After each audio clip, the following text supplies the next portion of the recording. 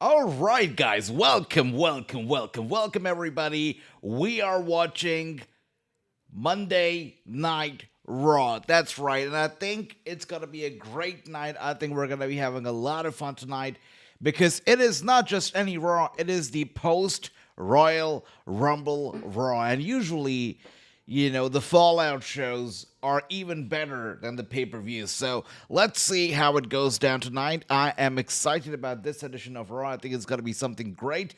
Roman Reigns, he won the Royal Rumble. Liv Morgan obviously won the Royal Rumble. They're both going to be here live tonight, so, it's going to be exciting. Let's see what they have to say.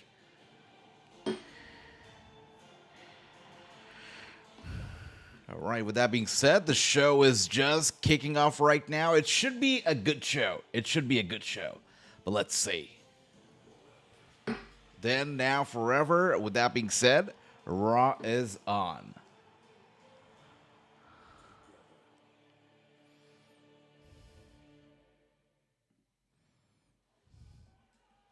Wow. Interesting start to Raw here. We got Braun Breaker coming out. He looks pretty angry, as we can see right now. Pretty angry, yep, for certain. Wow. Trashing the table right there. He's not happy. No entrance music. None of that stuff for Braun Breaker. He is all about business, as we can see. Interesting. Okay. Braun Breaker is mad.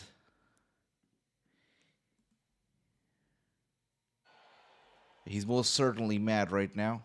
Oh, wow. Trashing everything in his way.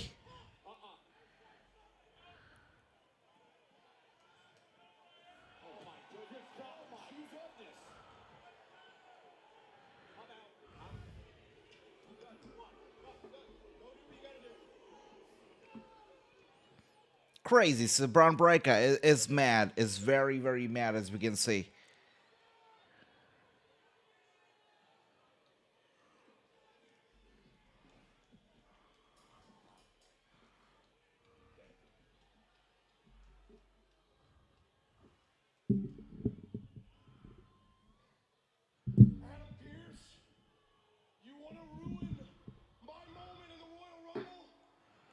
Wow.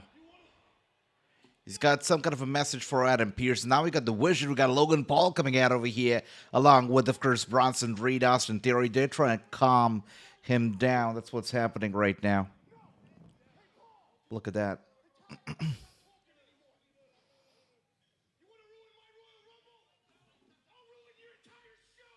Yeah. Wow. Braun Breaker's mad. He says, okay, you want to ruin my Rumble? I'm going to ruin your show. Screw Monday Night Raw. So Braun Breaker, obviously looking to break some things, break some bones tonight. He vows to ruin Monday Night Raw. Okay, Paul Heyman now.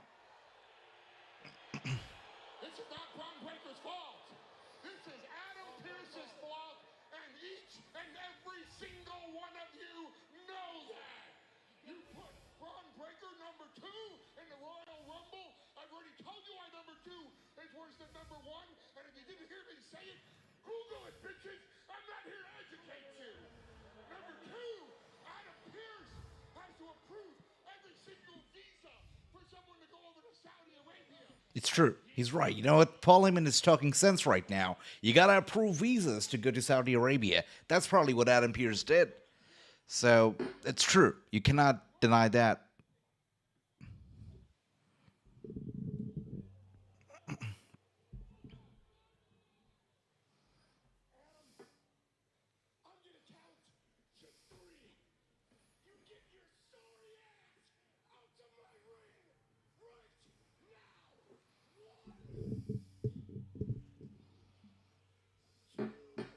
He's got some kind of a warning over here for Adam Pearce. Let's see. Hey, Nigel, welcome. Great seeing ya. Welcome, brother.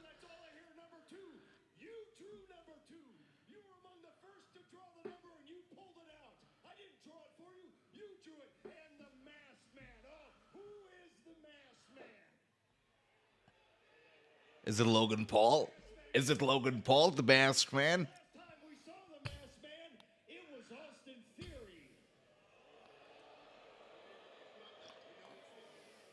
You feel like you've been wrong. You want me to make it right. Braun, look at me for a second. I'll make it right. I'm going to give you a gift. I'm going to let you keep your job after that piss-poor performance in the Rumble. that is hilarious. He's gonna let Braun Breaker keep his job after that performance. That is, yeah, that's something. Wait a second. Wait a second. What's happening here?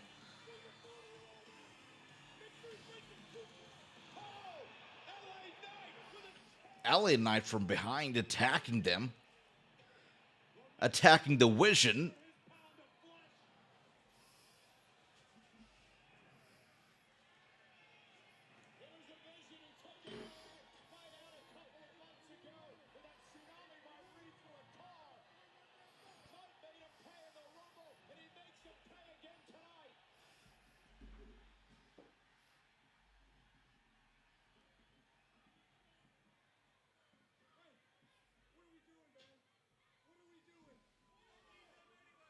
Hey, Anil, welcome. Good to see you. Good to see everybody. Welcome, welcome, welcome. Much love. But Paul Heyman obviously is concerned. He's not sure what's happening. He's asking Paul Heyman, hey, what are we doing, man? You know, he obviously has a lot of questions about the efficiency of the Vision, right? Look at that. The show has just started, and the commentator's desk is already trashed. The chairs are gone. What a chaotic start to Monday Night Raw, right? I mean, look at that. Now, LA Knight taking on the entire Vision by himself is another statement that has just been made. Not sure why that happened, but LA Knight, he certainly made a statement by taking out the entire Vision. Braun Breaker feeling helpless for certain as we start Monday Night Raw. With that being said, a look back at Royal Rumble weekend in Riyadh. Tonight's Raw is going to be good. And one of the reasons I'm excited about tonight's Raw is Javon Evans. He's going to be in action. Javon, as we saw, he performed pretty beautifully. You know, this past Saturday night at Royal Rumble, he did pretty well. He is really a pleasure to watch, Javon Evans, and he is going to be in action on Monday Night Raw tonight. So that's something to look forward to. I'm looking forward to it quite eagerly. Then we've got Roman Reigns, who is going to be appearing tonight, which is a rare thing. It's a rare occurrence for Roman Reigns to be live on Raw, so he's gonna be here. Liv Morgan is gonna be here, you know, the Royal Rumble winner after years and years of participation in the Rumble match. Liv Morgan has finally done it. She is gonna be appearing live tonight, so that's something else to look forward to quite eagerly. Apart from that, there is gonna be also a title match. Stephanie Vaquer is gonna be, I believe, defending her title, so that's something else.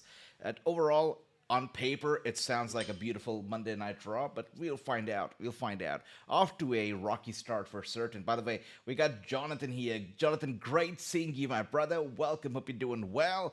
I'm doing great. Hoping for a good episode of Raw. But let's see.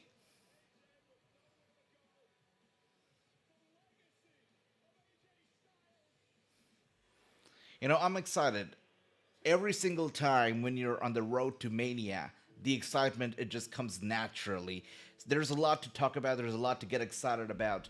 Obviously, one of the things that I think that we should talk about is The Rock, and not because of The Rock, but because of his daughter Simone Johnson, aka Ava of NXT. She was signed to the company in 2020. She made her in ring debut 2 years later in 2022. She barely wrestled and then she was transitioned into an authority figure. Then she became the NXT general manager, and now she has declined to renew her contract. And the popular belief is that she is going to be headed and working with her father and her mother at their production company, which I believe is called Seven Bucks Productions. So that's where she's going to be working. So that's what the rumors are. That's what the rumors are saying. So perhaps she's packing up her bags and saying goodbye to wrestling. Wrestling is something that she was excited about to begin with. Wrestling, she started off in about 2017 was a, was the year when she first made public statements about her interest in wrestling. When she first made it known that yes, she is interested in wrestling, but obviously that probably has changed. I'm not sure about that, but she has listed her outfit. So she's posted on Instagram that she is selling majority or most of her outfits that she wore during her time in NXT. So she has put them up on sale. If you are interested in buying any of Simone Johnson's NXT worn ring gear or outfits, you can reach out to her on Instagram and she might very well sell them to you. So that's some big news. The Rock's daughter has left the WWE. She is selling her outfits that she wore in NXT. Does this tell you that she is done with wrestling? That she's done and dusted? She's giving away all her wrestling gear? Could be, but it's interesting. People are saying that now she's going to be joining her father and mother and their production company. She's going to be going to Hollywood. Another case of a spoiled brat, but we'll find out. Anyways, it's bouncy time because J1 Evans is here. That's right. The way this guy comes out all crazy into the camera and he's like, it always gets me. It never gets old, right? It's a little weird, but it always gets me for certain. Especially at the Rumble, that was a bit too long and prolonged, but yeah. J1 Evans is here, indeed. We got Jonathan saying, I posted a video. People are saying that, yeah. I mean, on Instagram, everybody was like, okay, like, we're not really gonna miss Ava. We're not gonna miss Simone Johnson. So on Instagram, the emotions were a lot different. People didn't really care about Ava, apparently. And Jonathan says, wonder why she's selling her clothes. It's not like she doesn't have. I know that was my first thought as well. But then it hit me that maybe she isn't really selling, or maybe she is selling, or maybe she's doing it. If she's selling really, she's probably doing it for the news, for the headlines, to send out a message that she doesn't care about WWE, doesn't care about NXT. She's done with it. She's done with that part of her career. NXT, WWE, she's done with it. But that could be a message that she's trying to send by listing her NXT worn clothes on sale. It could be. I'm not sure, but it could be. So we'll see what happens there. But with that being said, Javon Evans looking good in the ring. And Anil says, spoiled brat indeed. That's crazy. Good to see you, Mr. D saying welcome, welcome, welcome, everybody. It is great seeing everybody. And yeah, Javon, is it just me? Or does the WrestleMania sign this year? Tonight it still looks okay. But Saudi Arabia, that WrestleMania sign, to me, it looked so small. Tonight it still looks okay, but I feel that the skyline that they have put on top of the WrestleMania logo, I feel like that kind of pushes the WrestleMania logo itself a little down. It makes it look kind of small. I don't know, but this year I understand the vibe that they were going for with this logo, but it's not for me. It's not working for me. I feel like it's a mess of a logo. I don't like the logo at all. Yeah, I'm not a fan. I'm not a fan of this year's WrestleMania logo. I feel like that sign looks hideous. We've had many, many beautiful logos in the past, but this one is not it. It's not my thing. But let me know if you guys think otherwise, because I certainly do. Anyways, we are currently on commercial. Javon Evans circling around the ring. I'm glad that they're kicking off Raw with this match, by the way. El Grande Americano. I wonder which one is it gonna be, the original or the other one? Wait a second. It's the second El Grande Americano. This is gonna get interesting, right? Yeah, for certain, this is gonna get interesting. There we go. Ole, ole. El Grande Americano is here.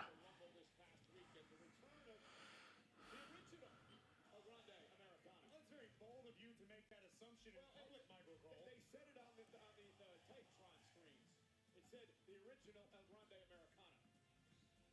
Just because it shows up on the screen doesn't mean it's true. I mean, what was the source of that, Michael Cole? Well, there you go. Shooting holes in your theory already. Javon and El Grande Americano set to do battle tonight.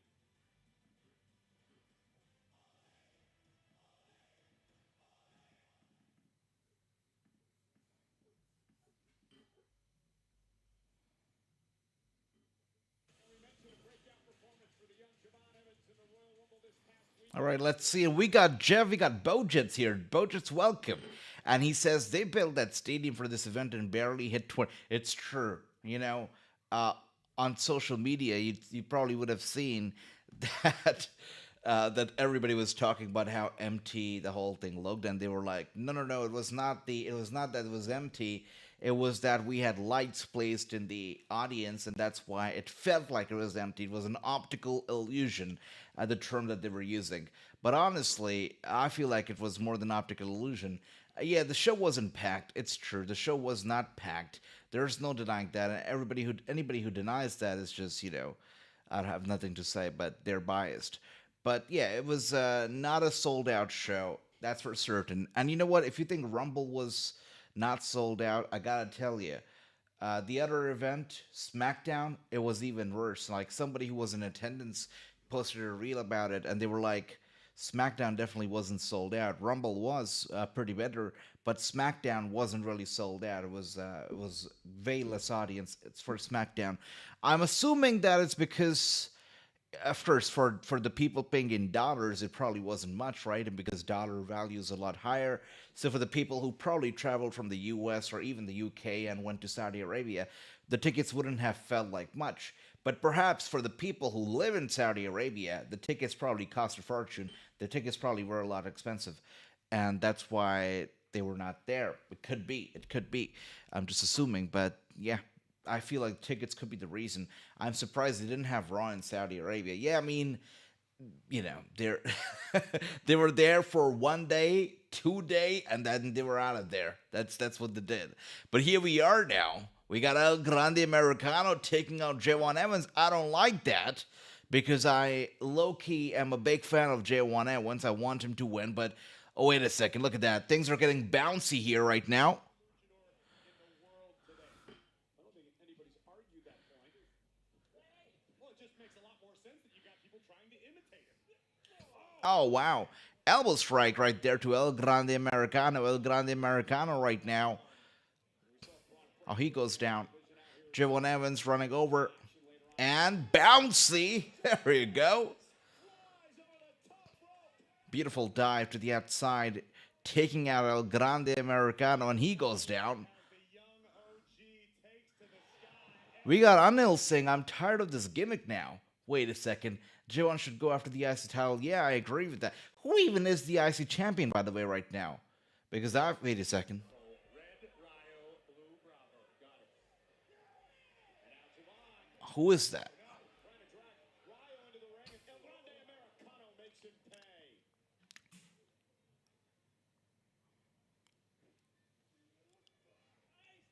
Display of power. Hey, Terrell. Welcome. Welcome. Hope you're doing well. With that being said, we got. Oh dear. El Grande Americano sending Javon Evans straight back first into the ring post. So, which gimmick were you talking about, Anil? Were you talking about El Grande Americano? Because I understand that. I can understand that. But maybe they're going to revive the whole thing and maybe they're going to make it a little bit more interesting with the return of Chad Gable. That is the original El Grande Americano. I know that some people online we're very happy to see Chad Gable back, apparently. So, let's see. Let's see. That number 9 lasted nearly 41 minutes before being eliminated by Randy Orton. And what a back body drop. Wow. El Grande looking great here. Hey, welcome, Mr. Lee. Welcome. Hope you're doing well. Hey, it's not just about we can't remember mid-card champions, but I feel it's a little bit more of we can't remember who the IC champion is after Gunther dropped. Like, Gunther, I'm not a. Okay, fine. What do I say? I hate Gunther because he retired Goldberg, I don't hate him for that, but I hate him because he retired John Cena, he retired AJ Styles. So there's a lot, for a lot of reasons for us to hate Gunther for. But there's no denying that Gunther revived the IC Championship. The Intercontinental title was in a sad state of absolute misery. It really was. Even after rebranding the title, repackaging it, making it look nice and shiny and beautiful and golden, they couldn't really do much with it. Sami Zayn was holding it for a very long period of time, did nothing with it. It went down to the ground. The IC title was really. I think it had cobwebs all over it. It was so bad. It was in a sorry state. But then Gunther won that title, and he made it look and seem prestigious. Maybe even more prestigious at one point than the world title. That's how much prestige Gunther brought to the IC Championship. And that's me saying it. I hate Gunther, I told you.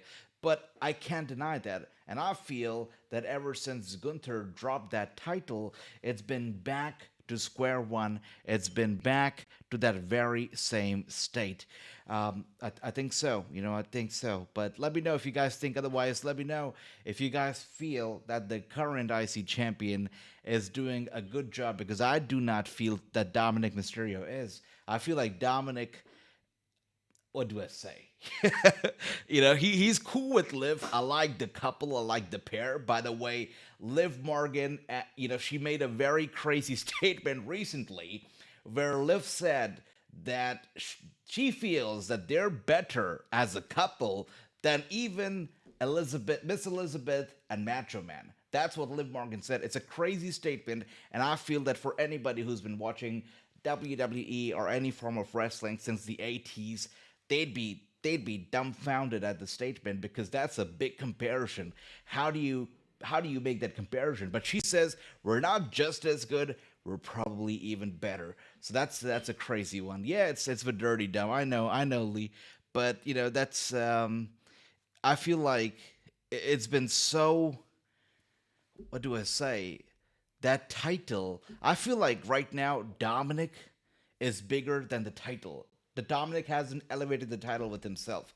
So that's what I feel. But let's see what happens. I agree with that. Exactly. That's exactly my point. I feel right now Dominic is bigger than the title. Like Dominic is overshadowing the championship. You know what I mean? So I agree with you 100%. Yeah, let's see.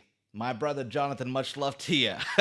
Holy buckets, I wonder if you will find out who attacked Braun Breaker. Look, I don't think it's going to happen tonight because, they got to milk it, right? They got to milk it. If it happens tonight, I'll be surprised.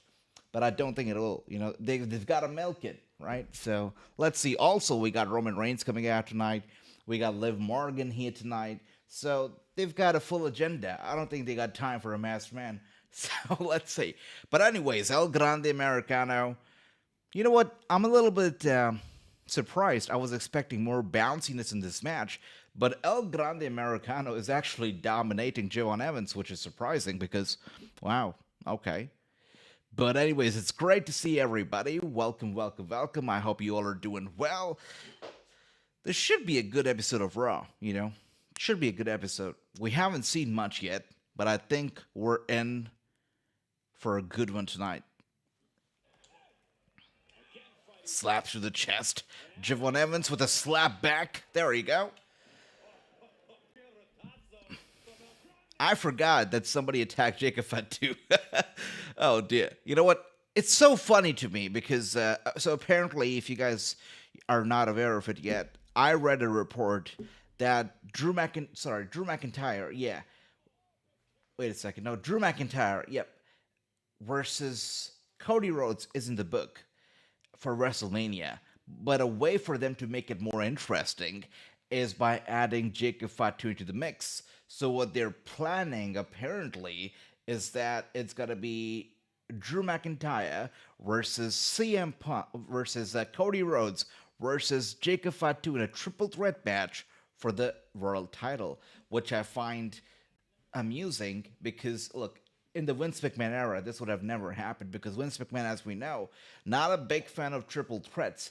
But then you've got, should I call them mid-carders? Okay, I'll say two mid-carders and one world champion in a mix for the world title at WrestleMania. Come on, it doesn't make any sense to me.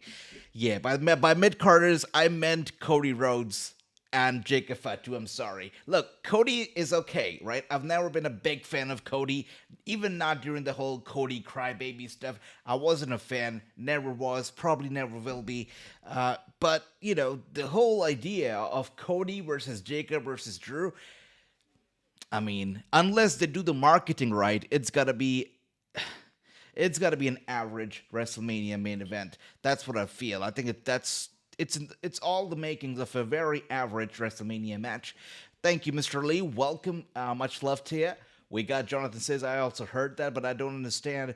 Drew said Cody isn't getting a rematch. Exactly, but, you know, nothing makes sense in Triple H's WWE, so that's that. We got Anil saying, I think if they're going with Seth being the masked man, so I guess they will make him interfere more so that they can settle the match at Mania only if Seth is recovered.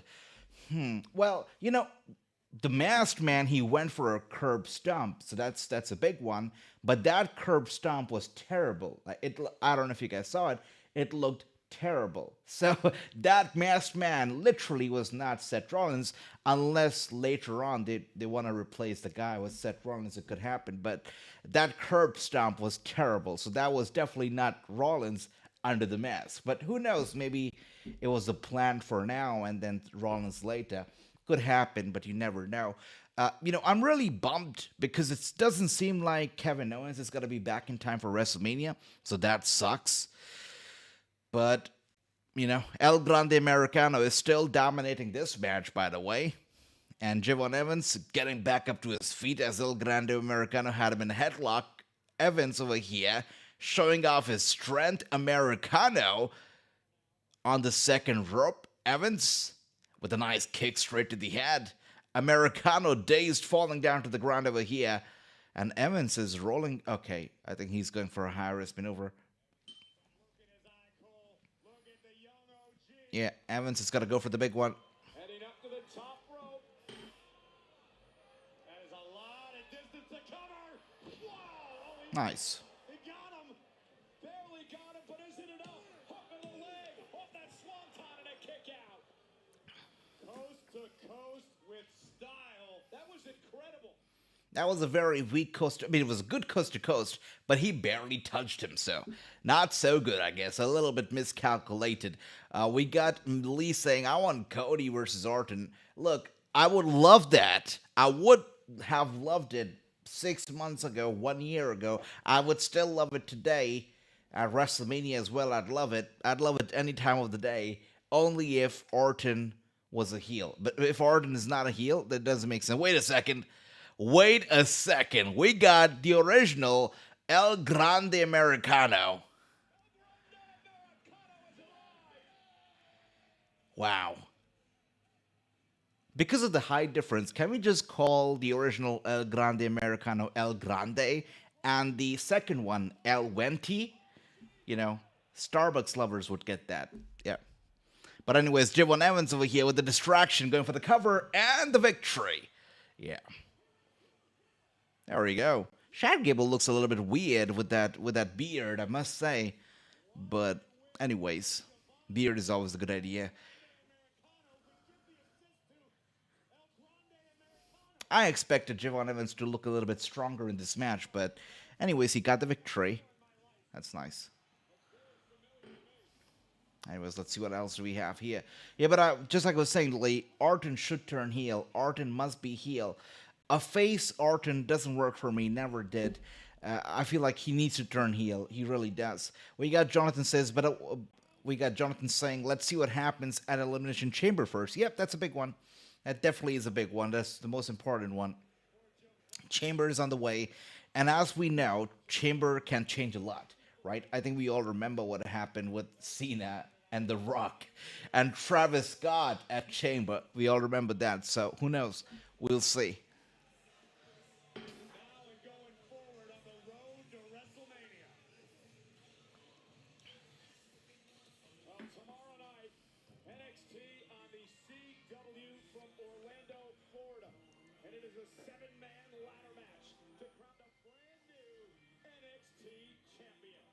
Well, So tomorrow we're getting a 7-man ladder match at NXT. I feel like they need a 7-man ladder match even for the NXT GM because right now NXT is GM less, right? They don't have a GM. So that's that. Liv will go for which title? That's an interesting one. Actually, haven't given it much thought. She's got two options, obviously. She's got one option that is Stephanie, and the other one being Jade Cargill. That's a good question. Actually, haven't thought about it at all. By the way, we got my brother, Broman, right here. So everybody, welcome my man, Broman. Good to see you, brother. Welcome. Great seeing you. He says, I miss Hobbs' debut. What's his name is weird, like Royce Keys, something like that. Royce Keys? Yeah, I think that's his name. Yeah, that's his name, brother. Royce Keys. You know what? It's funny because Royce Keys is such a name. His theme song should have been DJ Khaled's Keys. You probably have heard that song. I got the keys, keys, keys. I think it would have heard pretty well. But yeah, anyways, his name is Royce Keys. Good to see you, bro, man. Welcome, welcome, welcome. Okay, yeah. Yeah. With that being said, so we were just talking about who should Liv go for, as the Royal Rumble winner. Should she go for Stephanie? Should she go for Jade? I think, I think she's gonna go for Stephanie.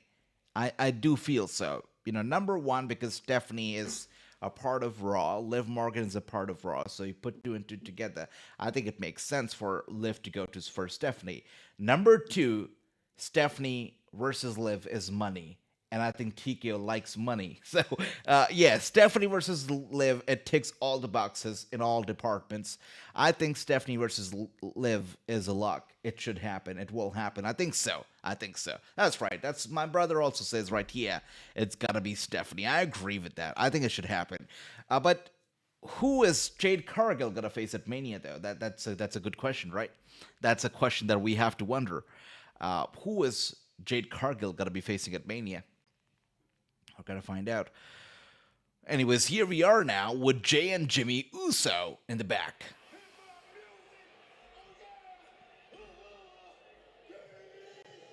They got a different look tonight. Okay.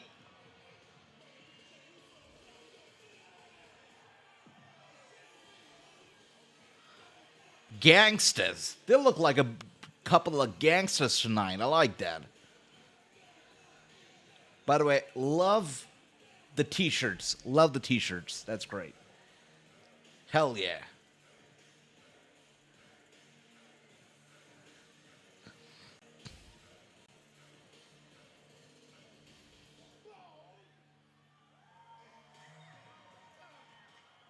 The Usos are now in your city.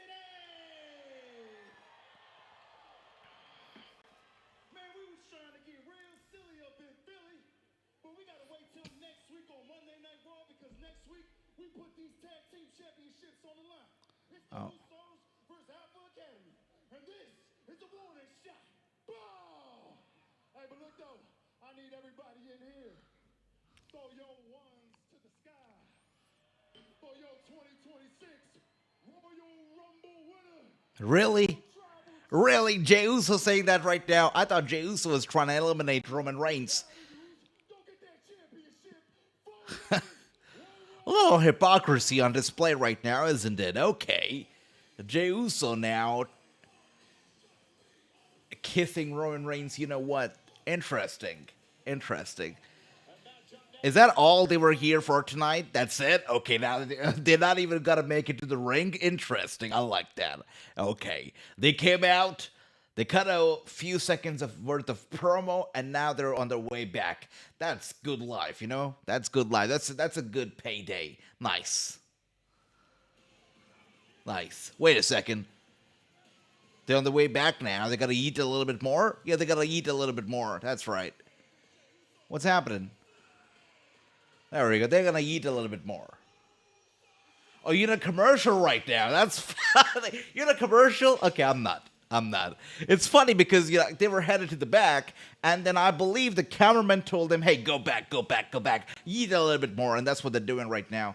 You are in a commercial, I'm not literally seeing it. So they turned around, They wanted to go to the back. They wanted to go to cafeteria, but then they got turned around and they're eating right now. That is so funny. Okay, now I got to a commercial. A little bit later, but now I'm on the commercial. And the commercial's over. I love Netflix. I love Netflix. Commercial's over already, and now I'm getting a Bad Bunny Jelly Roll congratulations graphic. By the way, we got Nicholas right here. Nicholas, welcome. Hope you're doing well. Great seeing ya. Alicia Keys broke ass, brother. Royce. What? Okay, I was not ready for that comment. I was not ready for it when I started reading it. That is so funny. Especially the broke us. Oh my goodness, we got AJ Styles.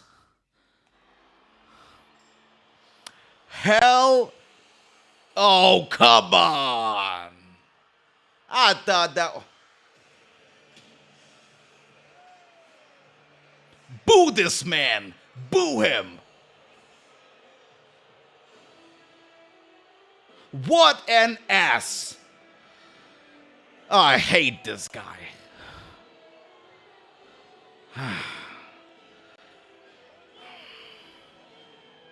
He makes me uncomfortable. Come on. Career killer? What an ass. Boo this man, guys. Boo him. Ladies and gentlemen, please welcome the ring general. I'm gonna turn this off right now. What the hell? What the hell? Man, this guy sucks. Come on. Boo this guy. Boo this guy. What the hell?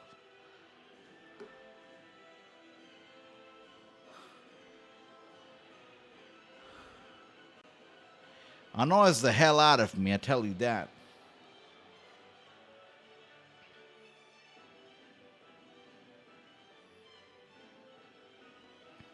Ah, come on. I know we got played, bro, man. I know we got played, brother. This shit sucks. That's why Triple H should get fired for this. Come on. What the hell? We got played bad, brother. I got played bad. Like, you know, like my emotions right now. This sucks. I thought that was AJ Styles.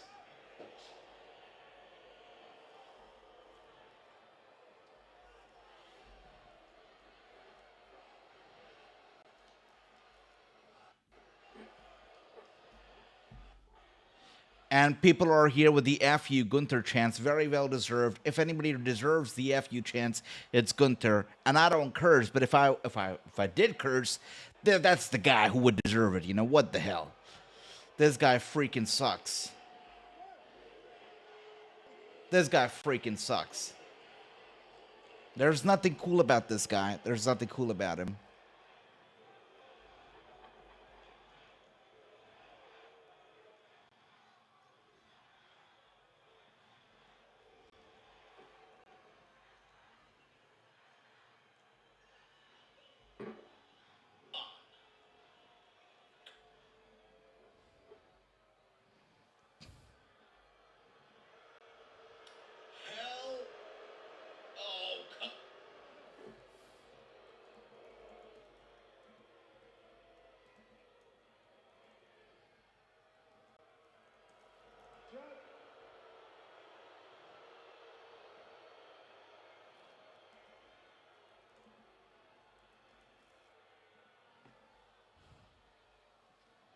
Just like Bill Goldberg.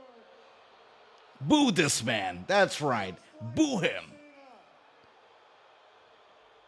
AJ Styles. Boo him. That's right. In the ring with the career killer.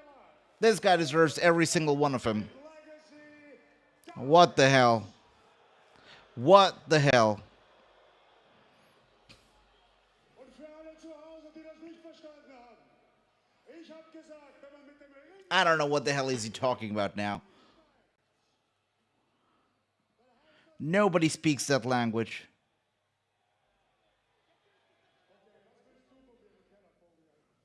Oh, wait. Dragon Lee, thank you for that, Dragon Lee. Thank you for that. Thank you. You know what? I don't even like Dragon Lee. I couldn't care less about any of the luchadors running around. But thank you, Dragon Lee. I love him for that. I'll remember that name, Dragon Lee. Good stuff. Nice.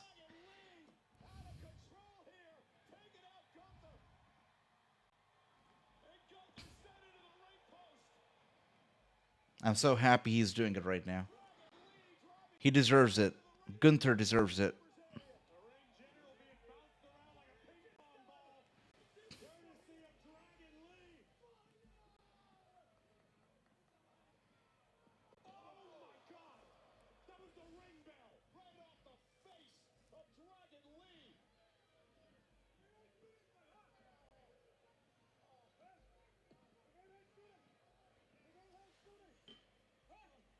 I hate this.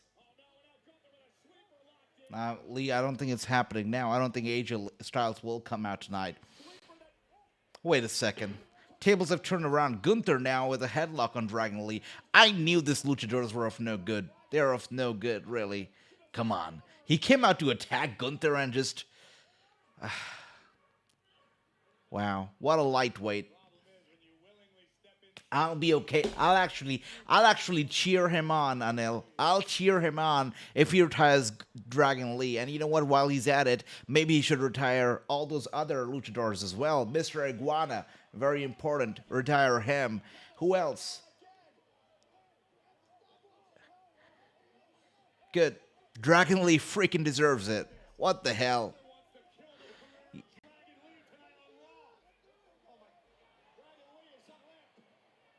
Oh, that was. I shouldn't be laughing right there, right? But come on. What a lightweight, Dragon Lee. What a lightweight. What a lightweight.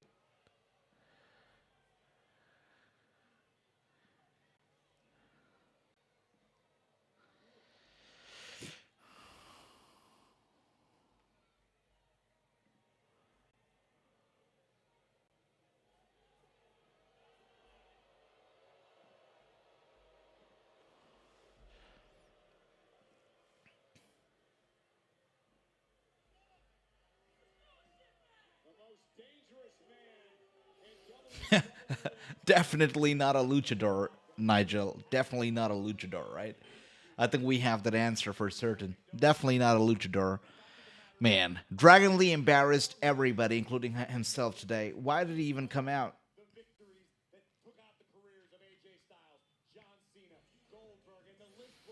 By the way, I love that nobody cared to put the table back together properly. It's still exposed for Michael Cole and Corey Graves. Anyways, we got Nicholas where he's saying, I loved Gunther more when he fought Rocky. No, brother, I know. We got Anil saying AJ hates Gunther more than Candice. That's a big one, Anil. That is a big one. Look, you're probably right. Yeah, I don't know, actually. I don't like Gunther, but you know what? Candice LeRae and that husband of hers, what's his name again? Gargano? Like, it's that's a hard one. That's a hard one. You know what? Actually, I can watch. I can sit back and I can watch a Gunther match. I cannot watch a Gargano match. So I don't know. That's a very difficult comparison to make. I probably cannot do that. We got Lee saying, "Wait a second, Dragon Lee gonna become backstage? Maybe Rey Mysterio have a concern on him. Rey Mysterio next target for Gunther. Wow, wow. Oh, whoa, whoa. Actually, he's onto something right now. Mr. Lee's onto something. That's a big one. Actually, that's a very big one. It's true. A luchador came out here.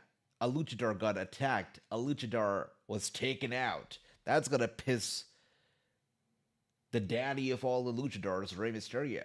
So Rey Mysterio, who is a Hall of Famer, who has no reason to continue wrestling, who is on the verge of retirement, will be retired by Gunther. That's a crazy theory. And that's a very good theory. I got goosebumps right now, but you know what, Lee? This guy's onto something. Another retirement, Rey Mysterio, holy crap. WrestleMania, Rey Mysterio versus Gunther. Probably gonna happen. It's happening.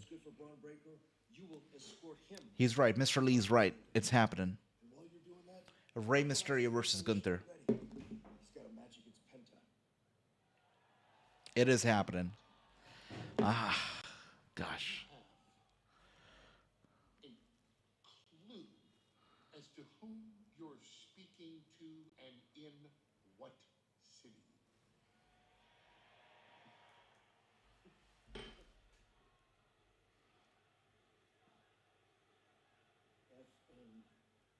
FMFO.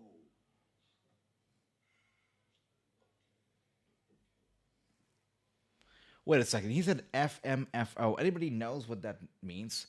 FMFO. I gotta look it up. Adam Pierce making me feel like a boomer tonight. I got no idea.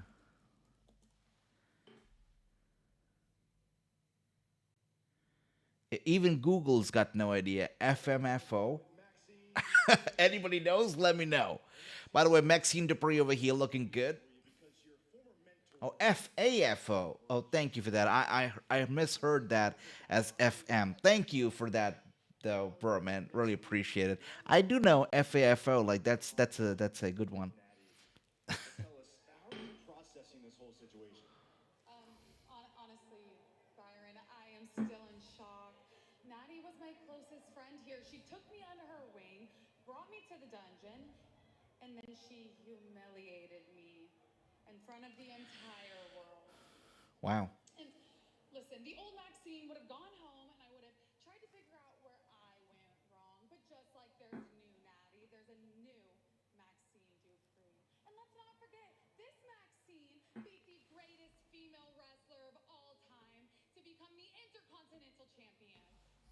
And this Maxine is breaking ankles and taking names. And this Maxine is sick and tired of being walked all over. So, Natty, I understand, bro, man. Thank you for that. You know what?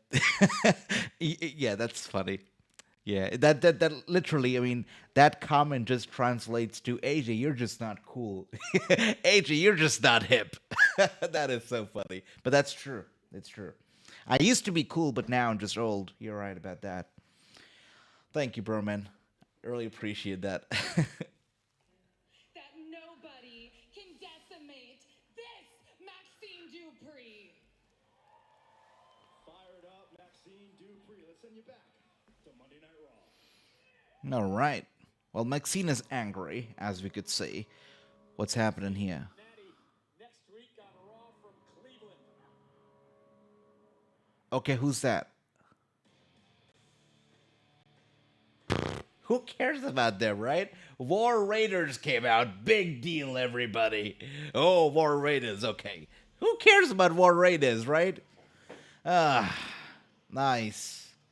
No wonder I had no idea whose music was that. Okay, War Raiders just came out. Ooh, War Raiders, so nice. So good to see them. It's gonna be a good match. What is happening? Why do we have War Raiders right now? Okay, I'm assuming you guys are on a commercial break right now. I'm not. Yeah, you know what, Berman, you'll be happy to know this is no filler. We're literally getting a War Raiders match up next. They are making an entrance. Yeah. So exciting, right? So exciting. Is this cue for us to go to bed? Like, why? Exactly, exactly.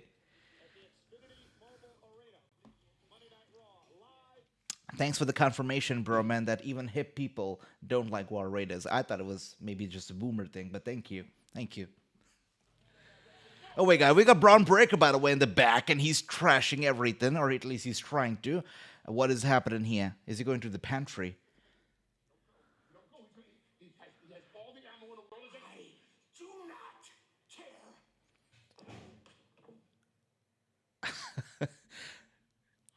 That was funny. He slammed the door so hard it bounced back and hit him, but that's okay. Yeah, War Raiders match is a filler. You're right about that. Come on. In 2026, nobody cares about War Raiders. I think people stopped caring back in 2020, right? Who are they fighting? Wait. Wait a second. Obafemi? Okay. Obafemi in a tag team match? Oh, it's a handicap job match. That's what's happening here. Oh, it's gonna be a 2-on-1 handicap. That is funny. Okay. That's one way to build Obafemi up, to feed him two big monsters. I'm talking about the War Raiders, right? Wow. That's a good idea. So we got Oba versus the War Raiders in a 2 versus 1 handicap. Nice.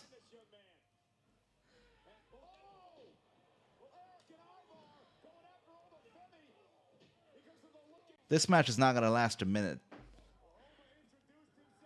There we go. Did she even ring the bell? No, the bell hasn't even been rung yet. Wow. Look at that. Obafemi having them for dinner tonight. That's what's happening here.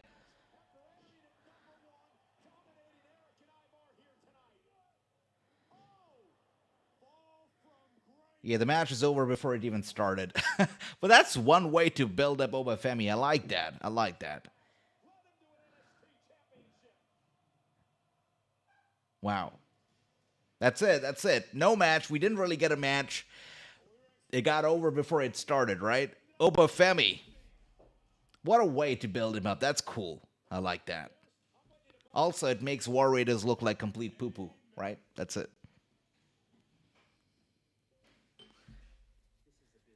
Yeah, it wasn't even a match. Uh, you gotta love Triple H's WWE, brother. You gotta love Triple H's WWE, right? That's just that's just what it is.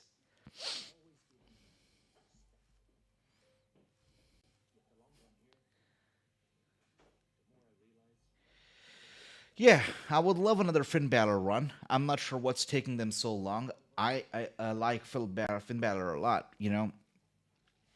Not n- not a lot of people know this, but I was should I call myself a Finn Balor mark? But like I remember as a kid, it's funny because I say kid because it was just what like 10 years ago. Maybe I should say kid, but 10 years ago when Finn Balor was like still in NXT and he used to tease it. Like Twitter was still a thing that was very exciting back in the day, and like every other Monday he'd be on Twitter and he would tease his debut on Raw, and everybody would get excited, including me. And every Monday I would get disappointed by the end of Raw because he would not show up. But then he did show up and he became world champion. It was so good, got over so quickly for Finn Balor. But I hope that I really hope that he shows up and becomes world champion. I really hope so.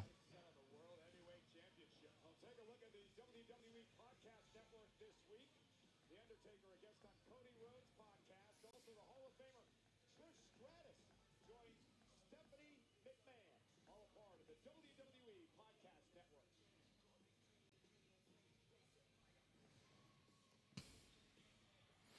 Oh, look who we have here. Okay, so nice. We got Nikki and Brie Bellas. Big deal. Come on.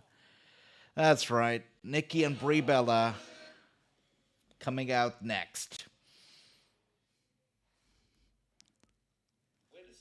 If if you know any man who gets excited about the Bella twins, you know, returning and reuniting in 2026, yeah, you don't need to be friends with that man.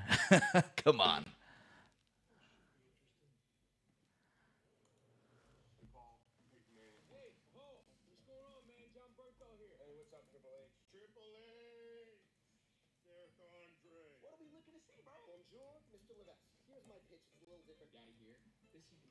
Eli and I tag team at WrestleMania. What I'm interested in is Dom Mysterio, the musical. Seriously. I already shown everybody what I can do at the world's most famous arena. Imagine what I can do at WrestleMania 42. What's the right way for me to come back? I don't think it's on the court necessarily. I think it's in the ring. Allegiant Stadium, big vote comes due. I walk away as the new women's champion. Starting to regret asking for these. I'm gonna bring the ultimate energy. Let's go, baby. Here we go. I'll like the Matt with his greasy hair. Can you just tell him my email's down? Triple H. Sissy, let me know when I can wrestle. I like to. Is that even legal? Oh, really? video here? What's happening? Raquel going on. WrestleMania. Oh, Brandon, you go to his office? I am your man. I stand by. Put me in, Cole. Let's try it out. Guys, let me know if you know. Let me know if you know what's happening right now because I am clueless. What is this commercial?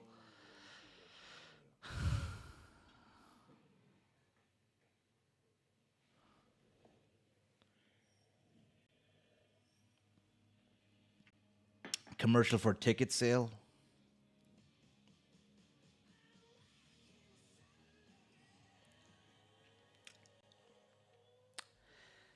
Okay. That was the commercial for ticket sales, nothing else. Okay, we got the commercial first at the moment after seeing Nikki and Brie. Yeah, me too, me too. Commercial for me as well. Yeah. Okay. All right, now we got sign of the week, sign of the night, I guess. CM Punk. Okay, that's a very lame sign, but that's what happens when you're not, when you don't have a lot of signs in the audience. You gotta just show what you have, right? So that's that. By the way, Ricky over here. Ricky, welcome. Good to see you. Welcome, brother. Hope you had a fantastic birthday, my brother. Welcome, welcome, welcome. And Broman says, I got Tom Brady Pizza Hut ad. Really? I got like a WrestleMania ticket commercial ad, and it's funny because like it had all the celebrities. Don't ask me their names; I had no idea. But like basketballers, I'm assuming, some podcasters. We got Speed and a lot more others, and they were basically asking Triple H for WrestleMania tickets. Yeah, so that's what that was. That. So that was a funny commercial. Thank you, H. Much love to you, my brother. That's a great birthday right there. Fantastic, fantastic. Bella Twins versus Lashley and Nia Jax, or else Bella Twins came for the title. Yeah, I feel like they are probably gonna go for the titles. I think so. Let's see though.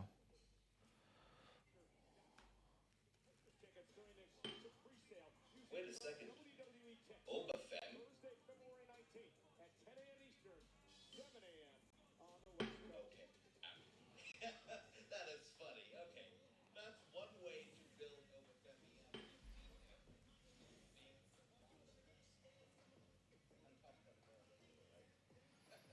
wow. That's a good idea. Now the Bella Twins are here. So nice. Oh, look at people with their tears right now. So nice, right? Come on. These people are what's wrong with wrestling today. They're really getting all emotional for Bella Twins. Lame. Lame is what I can call this, right?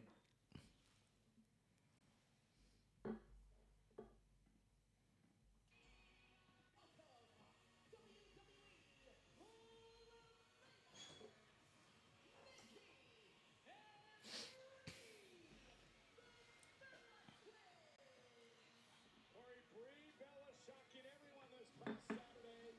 A surprise entrance in the Women's Royal Rumble match. And it just feels right. A couple of WWE Hall of Famers, two pioneers who can be credited with really elevating the women's division toward what it has become today. And Ricky says, breaking news, Takahashi's leaving New Japan Pro Wrestling after his match. I thought that was like known knowledge. I thought so. I mean, I did see that post as well. They posted it a couple minutes ago, like 30 or so. But I did see that as well. But I thought Takahashi leaving was like a known thing. Maybe I was just dreaming, but okay, yeah. Can you blame a girl for having good taste? I mean, Pro Bowl, baby. Okay, so I have to say, this is a very full circle moment. It's kind of crazy to think that the Bella Twins haven't stood this ring on Monday Night Raw in over 7 years. Nobody cares, Nikki. Yeah, thank you. Nobody freaking cares. You haven't been on for 7 years. Okay. We've been listening to you every single day. I've been saying what you all have been saying since the Royal Rumble, and I believe we are all on the same page that we all are very happy that Brevo's back.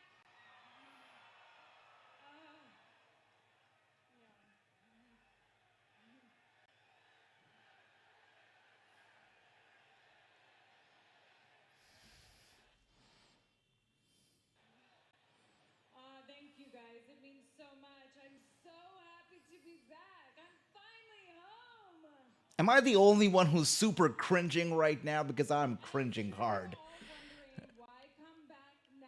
I sure am. And it's not because Nikki was getting her butt kicked every week and she needed me to save her. It's because of the money. Kidding. Well, you're my tag partner, right? I know, I'm kidding. I love you. I know you are. The Okay. reason why I came back is because Nikki and I, well, we're the original tag team. They gotta go for the tag team titles. OGs, and guess what? The division is better than it's ever been. And That's true. Nikki and I, It's well, we been for 7 years locked now. in. Okay. All right. It is time for the Bella Twins to go for the WWE Women's Tag Team Championship. Bingo. Okay. Let's do it. Sure. Yeah. That's it? Oh, I love how short that promo was. That's a favor to us. Thank you. Thanks. Ah. Division, Corey, is stacked. Oh, brother. Like it felt like Brie Bella was kind of like nervous at first. She hesitated a little bit to speak up, but when she did speak up, she spoke up. So that was that. But bro, if you couldn't tell, man, I don't have any love for the Bellas, and I'm not afraid to make that very known. I can't. I've got no love for the Bellas. Sorry, guys. Sorry, Ricky. I know you love the Bellas. Not me, brother. Not me. Anyways. Wait a second. We got Nigel over here saying, I've always liked the Bellas. Glad to see Brie back. Okay, Nigel. Sorry about that, brother. No, I love the Bellas too. No. But, jokes apart, for those who know, the OGs know that I have a beef, like a personal beef with Nikki Bella, I'm sorry. Nikki Bella wrongfully called me out on something, which I was able to prove that she was wrong, but she was woman enough to apologize, so that was nice. But still, a beef is a beef, so that's that.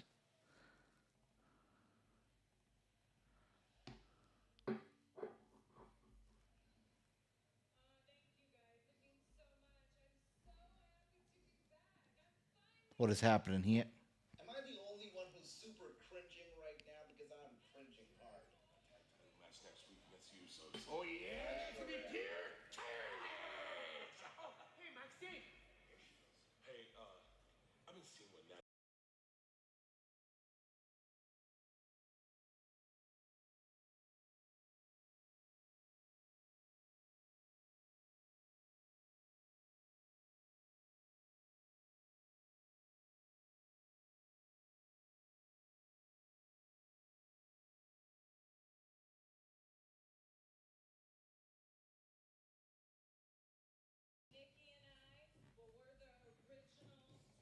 Let's see.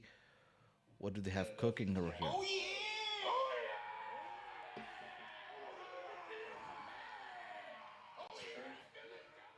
I can't understand that. None of us can. How does Pizarro have the best grasp of the English language? The three of them. Penta is coming out now, guys. Penta is here. Bingo. Okay. Let's do it. Sure. Yeah.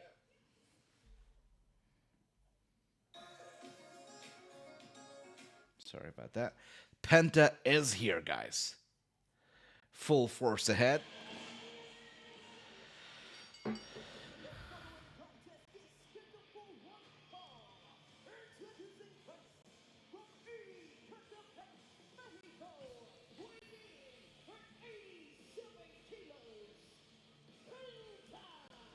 The spectacular Penta.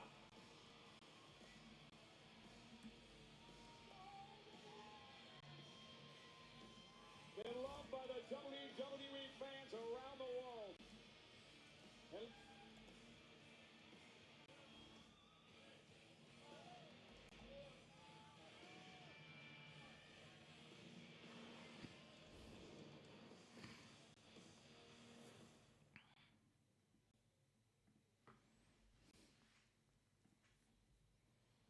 And All right, let's see. So we are back on a commercial right now, guys.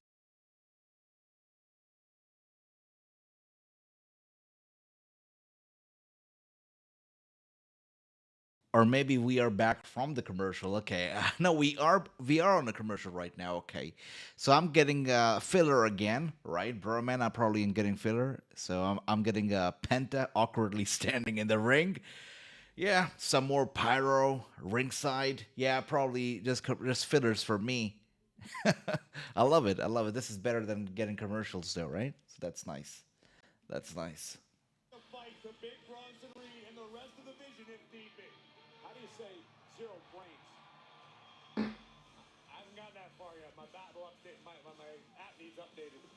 Well, you're Mr. AAA. I got half of it. Zero. Speaking of AAA, Penta, former Rey de Reyes winner, getting ready to kick off the 2026 Rey de Reyes tournament in AAA. Saturday nights, WWE's YouTube channel. Don't miss a minute. Nice. Nice. So chamber match for the tag title. So you think that they're gonna go to WrestleMania with the championships? Probably will happen though. You're right about that.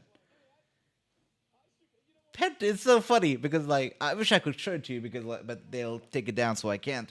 But it's so funny and so cute because like Penta is literally smiling there and waving to the little kids ringside and stuff. That is hilarious. That is that is hilarious. Okay. But what you gotta do for the fillers, right? You gotta do it for the fillers. That's it.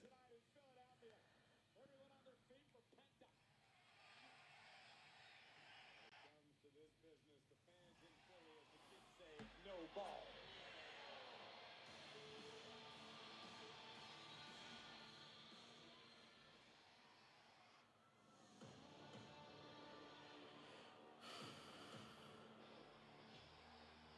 Who's that? Told you. Oh, Bronson Reed coming out.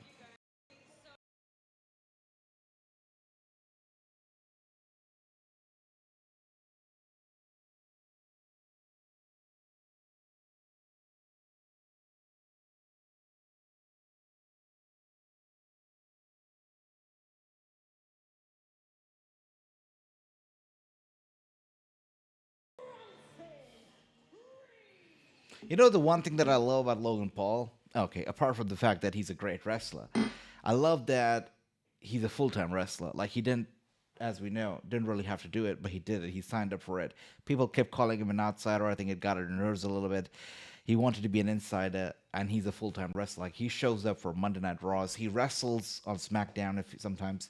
He just did this past Friday, and I appreciate that about Logan Paul. He does not have to show up every single week. He does. I appreciate that. Roman Reigns does not.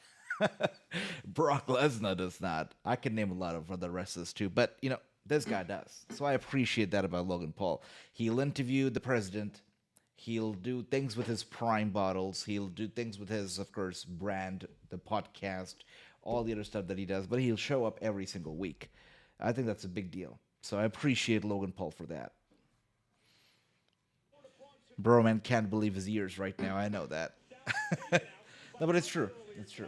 Rey Mysterio's not here after suffering injuries in the Royal Rumble match. Penta's going this alone. Are you implying that Big Bronson Reed requires assistance from the Vision? No, but Penta's going to have to keep eyes in the back of his head. We know what the Vision is capable of. You're absolutely right, but Big Bronson Reed would love to prove to the world that he is a one-man destroyer, that he does not need the rest of the Vision to be victorious. This is a man who took Roman Reigns out of action for months. Penta said, oh, you notice no broad breaker at ringside. It seems like Paul Heyman talked some sense into Breaker and finally got him off the premises. Oh, what a collision. Okay. Bronson Reed in a foul mood as well after being eliminated Oba Femi? in the Rumble in less than 10 minutes by the returning LA Knight. Bronson Reed looking to take all that frustration. Yeah, that's true. Look, that is true. I know I've heard about stuff that he's done the controversies and stuff. So for that he deserves the hate. Sure, that's true. That's true. Involved in Also, a little bit of an ass, right? Cannot ignore that either. He's a little bit of an ass. It's true. But the thing is that when you're so successful, I think it comes with the territory, right? You can't always be humble, even though that's something that he should work on. Anyways, here we are. Bronson Reed taking out Penta. You know, Reed is one of those guys who was fired, released under the Vince McMahon era. When he left, he said that he was leaving WWE with a chip on his shoulder. He was going to come back better, stronger. He said he's going to tour the world and he's going to show the world, he's going to show WWE what they're missing out on. So fast forward to the time that Vince McMahon left, Triple H took over, and Bronson Reed was one of the first people that Triple H brought back. Bronson Reed is a Triple H guy, so obviously, Bronson Reed came back. He's good. He's a good wrestler and everything, but to me, he's still not over like that. Like I wouldn't pop very hard for. I like this guy as a person, as a character. I think he's cool. He's genuine. He's a real one. But to me, I wouldn't pop for Bronson Reed the same way I would pop for some of the other co-workers. The same way I would pop for maybe Logan Paul, right? I mean, Bronson Reed is just not that to me. He's cool, but I got no issues with him. But I wouldn't pop, so I don't see him as a big deal. But let me know if you guys have different feelings for Bronson Reed, because to me, he's good, but good is it. That's it. With that being said, commercials for you, not for me. I can see what's going on the TV. So Bronson Reed still here, circling around the ring. Penta not letting him get in the ring over here. Penta leaving the ring as well. And now they're taking the fight to the outside. No better way to kill some time than to have some ringside action over here against the ring post.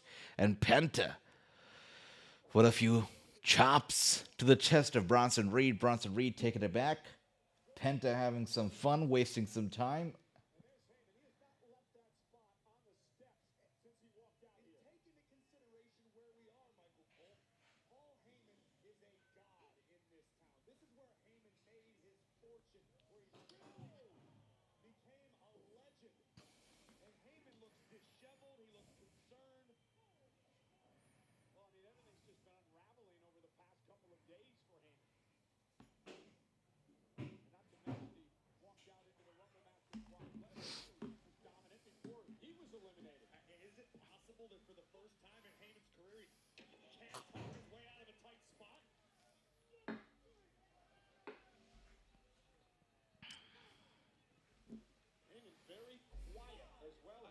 I was just about to say, borderline stoic. We've never seen this little emotion from Paul Heyman.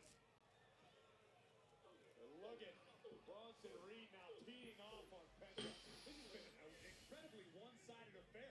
I'm honestly a little surprised. Look at that. Bronson Reed now trying to rip off the mask of Penta. Penta holding on.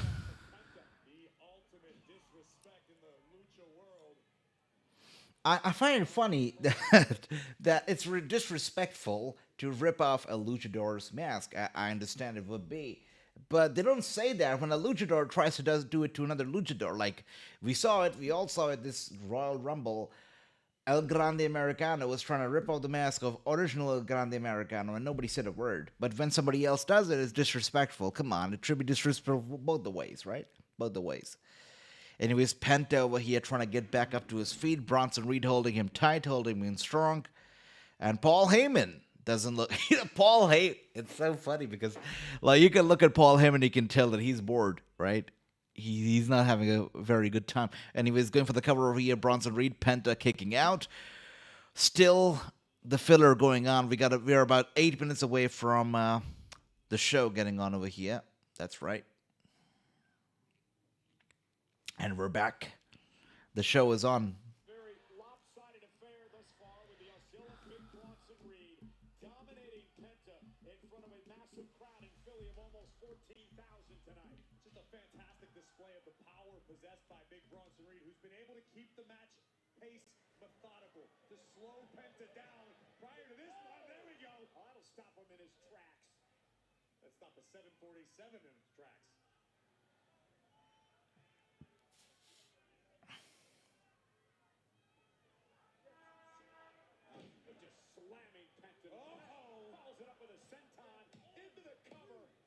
just got a kick out again.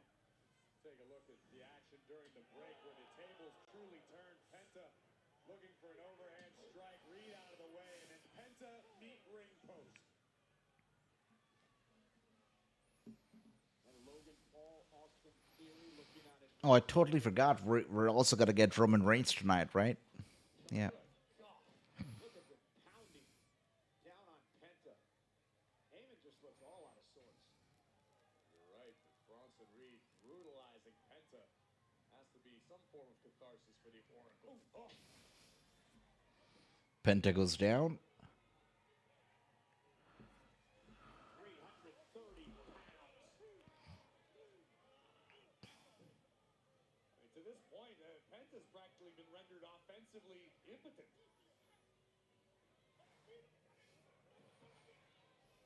And Penta fighting back. Once again, Reed with a big stomp.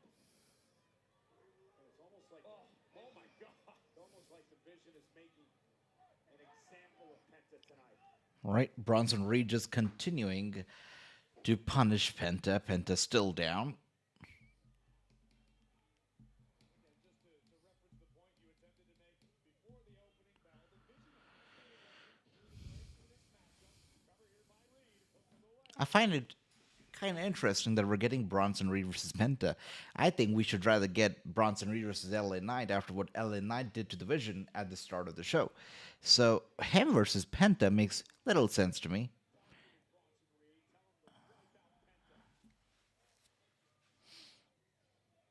Nice elbow drop to Penta. Straight to the chest, go for the cover. Penta still kicks out.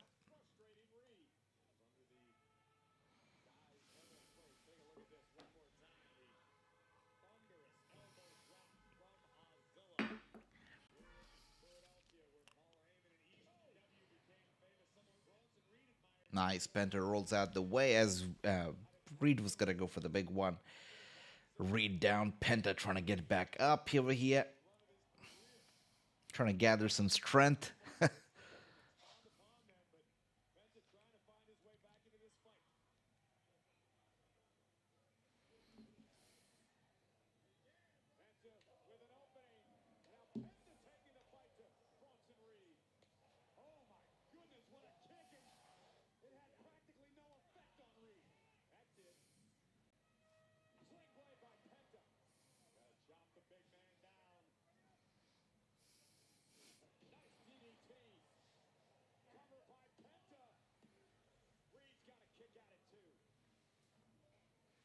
Look at that.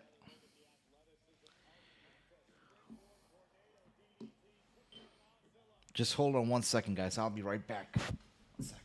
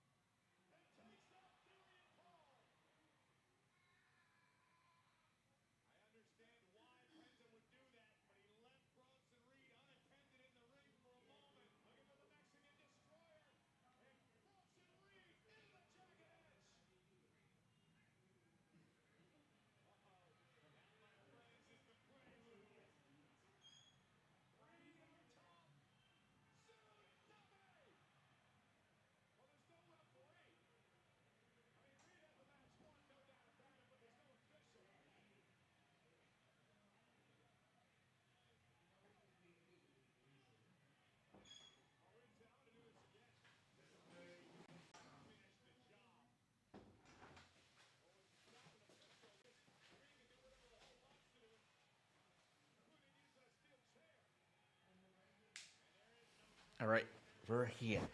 Sorry about that. We had, I can see that we had a technical issue, and just like I said, it only makes sense. It would have made sense for LA Knight to be here.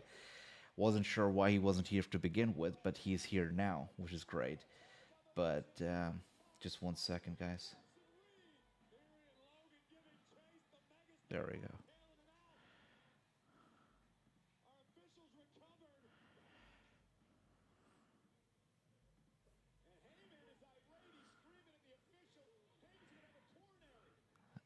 Okay.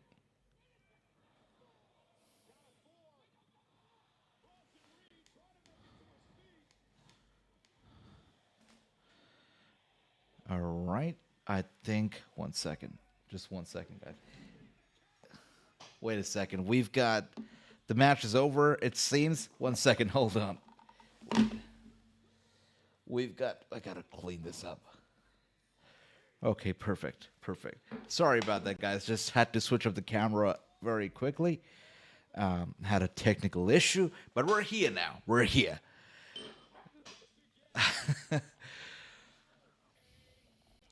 So the match is over. Not gonna lie, I'm kind of glad it's over. Not the biggest fan of Bronson Reed, just like I already told you, and just glad that the match is over. Oh, you know what? Trump, he wouldn't clone me, like, he wouldn't do that to me. He wouldn't do that. No.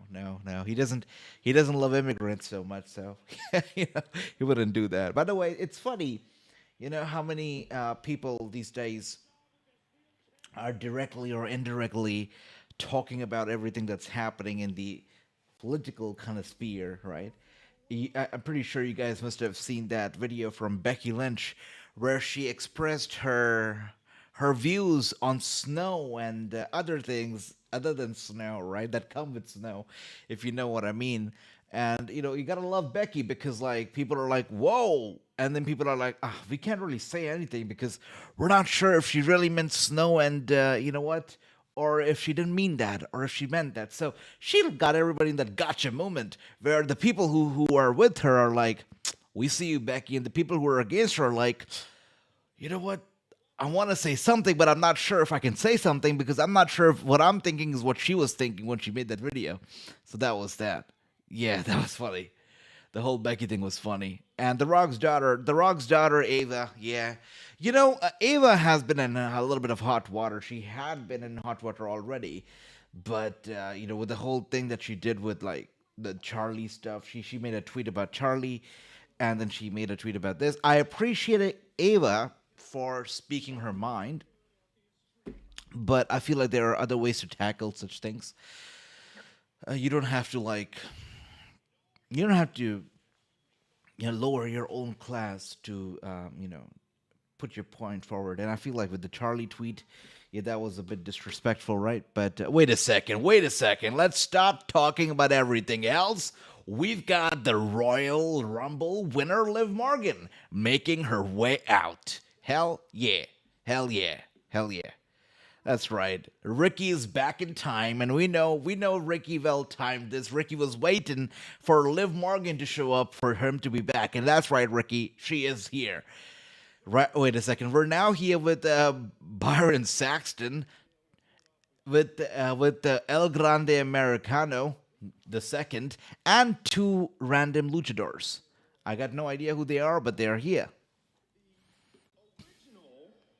El Grande Americano marches down to the ring, causes the distraction. You lose the match. Comment, please, on... Wait a second, bro, man. You did not get to see Liv? Oh, I feel bad for you. Look, she was looking good, right? She was looking good, and she wasn't bouncing to the ring. I'm sorry, she wasn't making her way out to the ring. She was walking out of her locker room towards the stage, so she was in the back. But you're going to see her entrance. She's going to be here. That's right.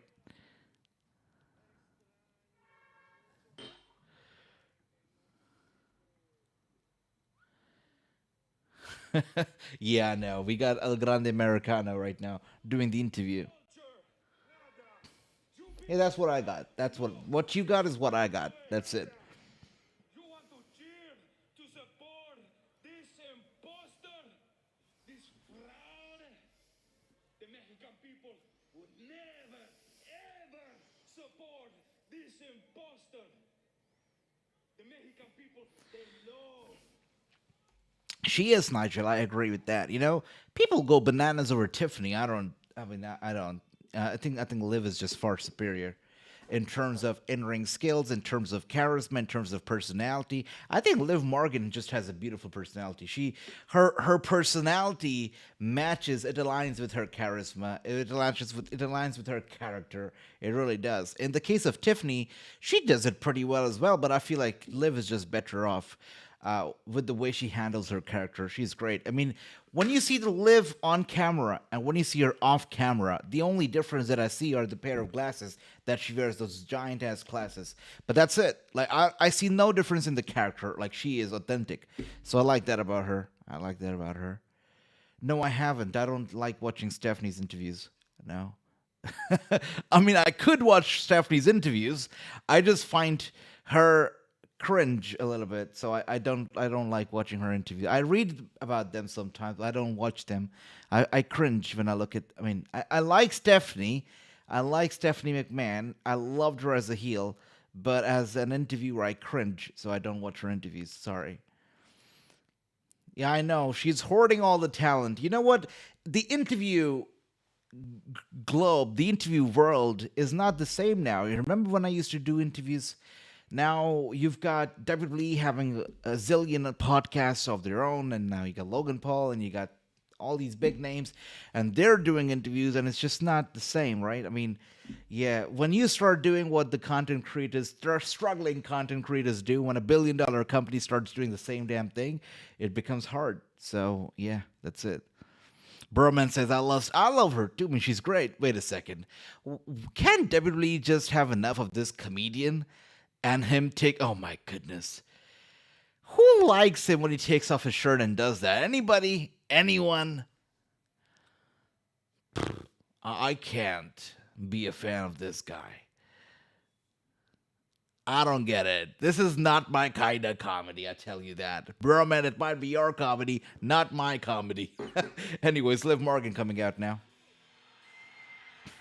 Oh my God!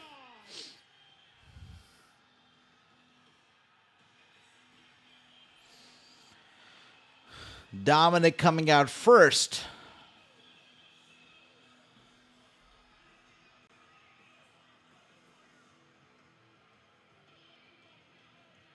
Oh, the double champion is back! We got Broman saying, yeah, you can tell the drop in quality, content quality when WWE gets involved. Xavier's up, down was hilarious still. You know, I remember when I interviewed Maria Kanellis, right? And she said it perfectly. She's like, everything you do, even outside of your company, they want it under their umbrella. So she said, I wanted to do some music. I wanted to try a musical career. I wanted to put out an album, and WWE wanted to put it under their umbrella. Like she produces it, she does it, she does everything, and then it has to be under the WWE umbrella. So she said she had a problem with that, and on top of that, they were not willing to increase her salary. So, which was very, very much, below other wrestlers what they were getting paid. That's why she left the company back in 2010 or 2009, something like that. Yeah, that's what she told me. And I remember I also interviewed this guy, Aiden English. I interviewed him, who said he started a YouTube channel about wine and liquor or something like that. And WWE did not take it under the umbrella because it was so bad. The channel did not do good, so they did not take it under their umbrella. Yeah, but WWE wants to get involved in everything that's successful or even close to being successful. It's true. Up, down is cringe now. To celebrate and to introduce We're getting Liv Morgan celebration here. 2026 Women's Royal Rumble winner, my güerita, Liv Morgan. This guy has a wife, by the way, who's not Liv Morgan. Okay, now we've got Liv coming out here. Watch me. We're watching her. The world is watching Liv Morgan. And she's here. Burman, you better close your eyes. The Women's Royal Rumble at number 15. She lasted 43 minutes and 50 seconds.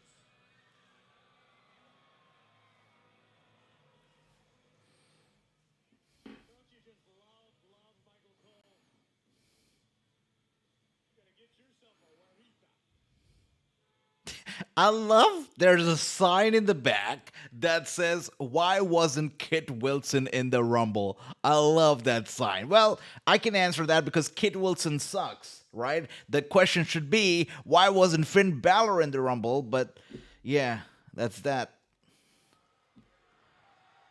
You deserve a chance from the audience, from the fans right here. You deserve it. You deserve it.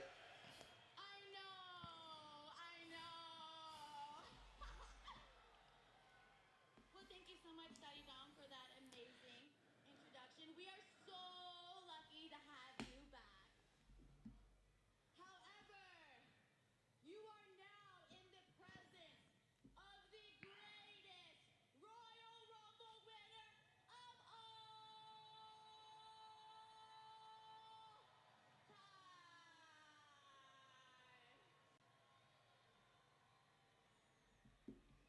I'm sure you guys are really curious as to who am I going to pick as my opponent for WrestleMania. Well, you're gonna have to wait just a little bit longer because I don't know. I don't know. This is such a big decision, and I really don't want to rush it. In fact, I think I'm even gonna go to SmackDown this week to assess all my options, you know? But one thing that I do know for sure is that tonight we crown a brand new women's world champion. Oh, yeah. So, ladies and gentlemen, please give a very warm welcome to my best friend, my sister, the strong, the talented, big sexy Raquel Rodriguez!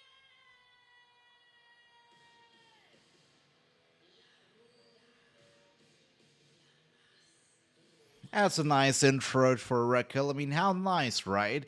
Liv Morgan came out here. What should have been her moment, her celebration. She gives it up. She gives the spotlight to Raquel. That's nice. That's what true friends do, right? That's what a good friend does. So big up to Liv Morgan for doing that. That's pretty cool of her. And now we got Raquel Rodriguez on her way out. Go down here on Broad Street, and big sexy Raquel Rodriguez looks to make Liv Morgan's prediction come true.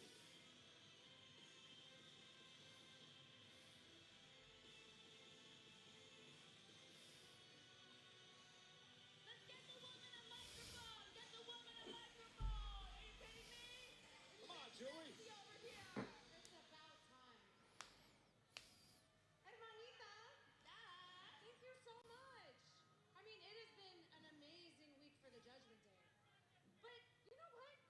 I feel like we've been celebrating your big victory all weekend, but we haven't addressed something else that happened at the Rumble.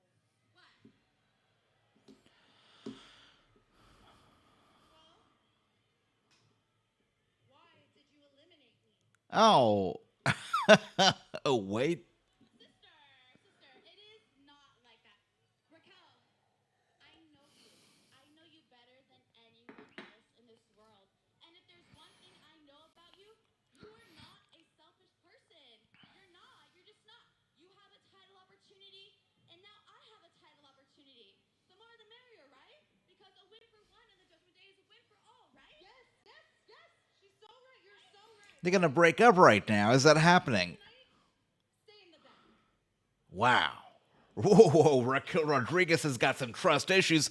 She's telling Liv Morgan basically, stay in the back, don't interfere in my title match tonight. That's big. Because then I will become your women's world champion on my own. Bruh, if this turns into a triple threat match at WrestleMania, I'm gonna quit. Like, this is it. Like, this better not turn into a triple threat at WrestleMania, and people better not get excited about it. Like, it makes me crazy how people are losing their minds with the idea of Jacob Fatu versus Cody Rhodes versus Drew McIntyre. It makes me crazy. But this better not turn into a triple threat because I will lose my freaking mind. I'm not even kidding about it. I know, bro, man. The wife, indeed. Look, I still have. It's funny because I still have text from Stephanie Vaquer. Like, you're not gonna believe it.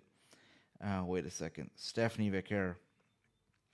I texted her before she was a WWE star. I texted her. I asked her if she'd like to do interview with me. Uh, I literally did. I asked her if she'd like to do interviews, and she said yes. I would love to do an interview with you, but I don't speak English. So wait. I'll show it to you. Why am I telling you? I'll show it to you. Stephanie Vaquer. That's right. Stephanie Vaquer. She says sure, sounds great. But what do we do with the language? I said thank you for the kind reply. She said English is not good. I said okay, we'll work something out. So yeah, that's Stephanie. That's Stephanie. So she's nice. She's super kind. The wife, bro, man. Not to mention the fact that Stephanie fully aware that Liv Morgan's going to be I know. Look, I didn't. But now she learned English for me, right? Like, what do you think? Why is she here? Why did she learn English? For this interview. So it's gonna happen. It's in the destiny. It'll happen. So it'll happen. Yeah, that's why she learned English, bro, man. That's why she learned English. We got Nigel saying new music for Stephanie. tonight.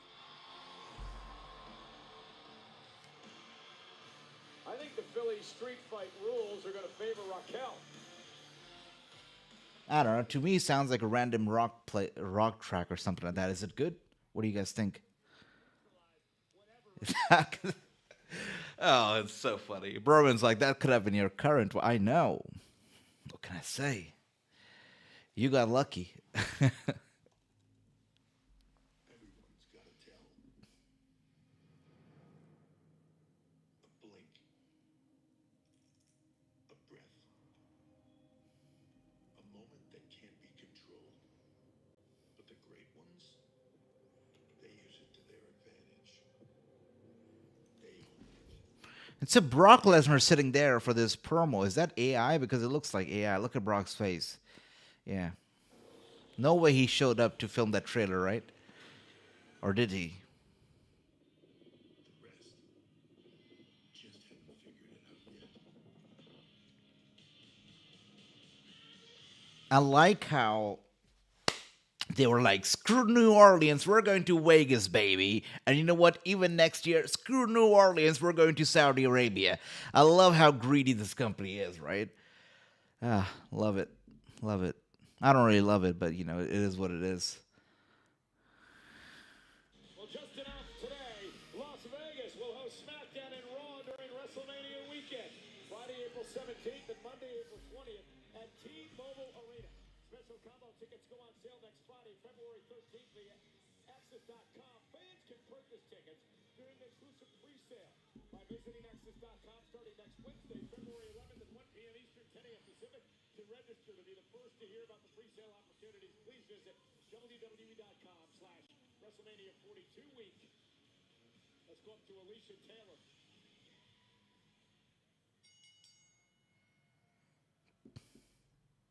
The following contest scheduled for one fall is a Philly street fight.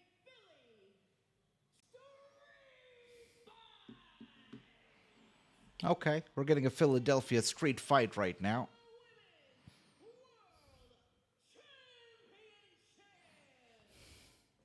Look, I want to take Raquel a little more seriously. I want to see her. I want to take her as a threat to Stephanie Vaquer. I want to see her as a serious wrestler. A dominant wrestler. I want to take her seriously. But then she dresses like a bully from a Disney cartoon or something like that. Like if you watch this show Recess, Disney's Recess, you would know that bullies or the school kids dress like that. So what she's dressed as right now, I can't take her seriously in that. Like, come on. Even Bailey, when she was not Bad Bailey, used to dress more seriously than that. Come on. Ripped jeans? I mean, are we in 2008 right now? And that top? It doesn't make sense. Yeah. I'll take her seriously when she starts dressing a little more seriously. Look at Stephanie, by the way. Fantastic. All right, she's ready for the street fight. Mission only. We mentioned this earlier. I believe that the street fight rules favor Raquel Rodriguez. Again, it's hard to disagree with that assessment, particularly this Raquel Rodriguez. For my money, Raquel has finally grown into her potential. This is the young woman we've talked about for quite some time. We've watched her grow, we've watched her develop. Raquel right now is firing on all cylinders. To me, she's finally become who we always expected her to be. She had an incredible Sure, sure, absolutely. I would take her. 5 minutes when entering number 17. Strong, sturdy, with a bad attitude. And Rodriguez taking 1 second, let me turn on the second camera. Just 1 second. Right now, Vaquer is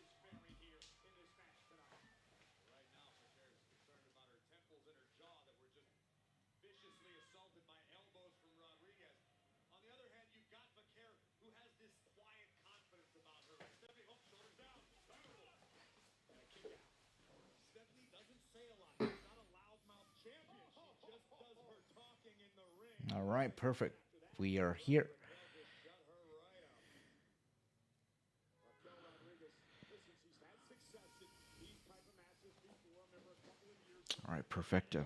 Let's see. Standing match against Ripley. Cover and a kick out. Raquel is rolling here. First we see this brutal clothesline that takes down the champ, and then a slingshot into almost a version of a Welcome back, Ricky. And we're just watching Raw right now. You know, you haven't missed out on a lot. I feel like it started off better. It got a little bit slow. It hasn't really fully recovered. Right now, we're watching the Philadelphia Street Fight, which should be the beginning of, you know, a better part of this episode. And Stephanie versus Raquel Rodriguez going on right now for the World Championship. Basically, Raquel came out, told Liv Morgan she doesn't trust her. She asked Liv Morgan to stay in the back during this title match. She questioned Liv Morgan for, you know, throwing her out, for eliminating her in the Royal Rumble match. So there are some cracks in the friendship between Raquel and Liv. That was evident during that promo. And now I don't think the Stable Judgment Day would last.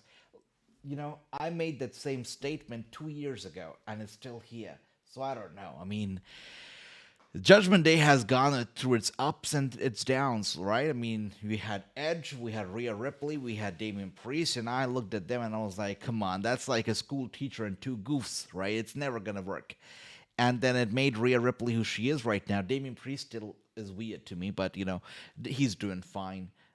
Edge not so much, but you know what I mean. Then Judgment Day became a whole different version. Then we had some weird shit going on with Carlito being there and like them playing video games in the basement every single week. It was weird. And then Carlito got fired, and I was like, this is it. Like Judgment Day is totally over, and it's still here. So it's still here, you know. I mean, I don't know why, but it's still here. And you know what? I feel like even they know that Finn Balor, the reason behind Finn Balor's downfall is the Judgment Day, but it's still freaking here, Judgment Day. So it should be over. It should be over for the sake of Finn Balor, but it's still here. The only person I would say who has benefited from the Judgment Day is Dominic Mysterio. Just Dominic Mysterio, nobody else. And maybe Liv Morgan. Two people who have really benefited from Judgment Day, and Rhea Ripley, obviously, I said earlier. But certainly in the long run, Dominic, Liv have benefited from the Judgment Day. Nobody else. I don't think so. Mr. Lee, welcome back. Good to see you. I thought the Dark Art of us. Yeah, that's right. I thought so too. Or we get 3-way match at WrestleMania, Liv versus Raquel versus Stephanie for the title. Exactly what I said, Ricky. I mean, I don't want to hear it. I don't want to talk about it. No triple threats, please. You know what? I never used to understand why Vince McMahon used to hate triple threats. I used to think triple threats were a great idea, but now when I think about it, no, I don't like it. They do triple threats when they can't do one-on-ones, when they don't have enough creativity to build on a one-on-one match. They think, oh, we're gonna do triple threat, right? We wanna give the fans Cody Rhodes versus Drew McIntyre, but we're not creative enough to make it work, to make it interesting. We're not creative enough, or Cody is not fun enough to sell tickets. So we're going to add Jacob Fatu into the mix, so people are going to buy tickets that way. That's how it works with triple threat matches. That's why I don't want a triple threat for the world title or for the women's world title. That's what I feel. Yeah. I know. You don't want wins back in WWE, Ricky? That's interesting. Okay. weeks of action. She was in a walking boot only a couple of weeks ago. Raquel certainly did her homework. Wow, Raquel Rodriguez was going to go for the kendo stick shot to the back of Stephanie, but Stephanie stopping her midway, headbutt to Raquel Rodriguez. Rodriguez now a little bit in trouble. Stephanie Vaquer dominating her. I know, Ricky. It's terrible. It's terrible. Cody Rhodes should not be fighting for the world title. He should not. He's done it many times. He's finished his story, yet he keeps coming back for more. He does not need to go for the world title. He does not. Jacob Fatu is not going to become world champion, brother. It's not happening. Jacob Fatu is not ready to be WWE champion. I think Jacob Fatu, I don't know, maybe I'm wrong. But I feel Jacob Fatu, when he freshly came to the WWE, I liked him a little bit better. I'm not sure if he's out of shape right now or what he's going through. I'm not sure. But I saw him at Rumble. I didn't like what I saw. I felt like he looked a little bit tired. He looked a little bit not in that great of a shape as I'm used to seeing him in. I don't know. I feel like Jacob Fatu was better off when he first came in. Right now, not sure. Not the same guy. But Stephanie in trouble, as we can see.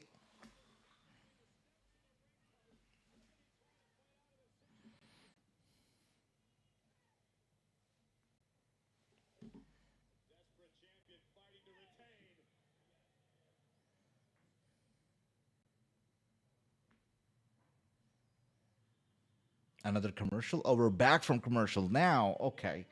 That makes sense.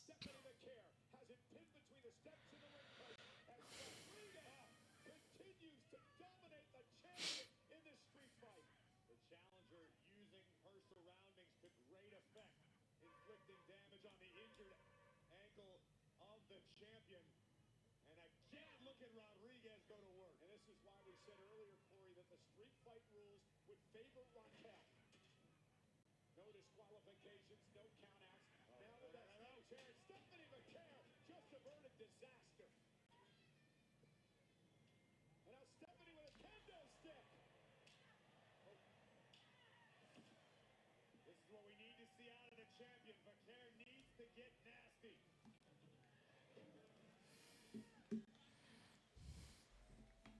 After their offseason, the Phillies could use Vaquer the way she got back. And not too long. And now start auditioning now. Oh dear. Stephanie Vaquer over there, one step behind Raquel Rodriguez with a nice shot to the head with that. It's Mr. Lee, by the way, where he's saying, I have an idea for a three-way match. Interesting. Let's see. With Jade Cargill and two others who lost chamber at the end. We're both pin each other at the chamber. Next week, we get both women one-on-one, ends in no contest. As Jade attacks them, see if it. Brother, come on. No, we're not doing that. Look, I said it before, I'll say it again. I don't want to hear about three-way matches. I don't want to do that, right? I mean, I understand the will and the desire to have as many people in the main event, but I don't know if it's a sign of getting old, but I never understood why Vince McMahon did not like triple threats. Now I do. I don't want triple threats. That's it. That's it. That's what I feel.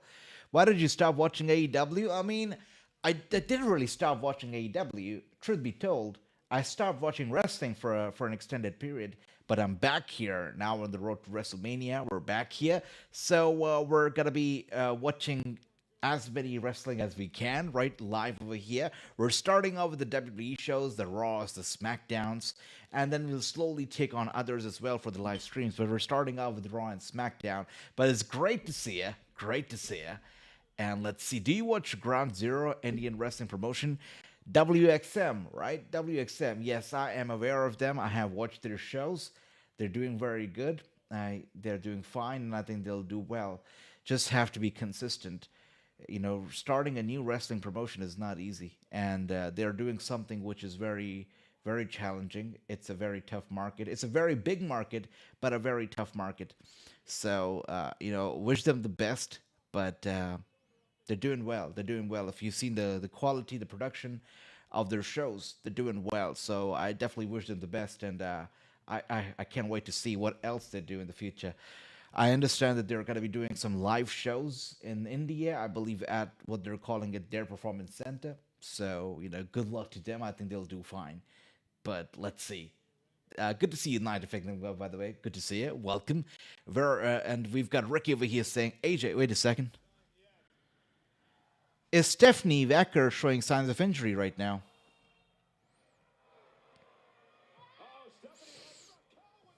Wow.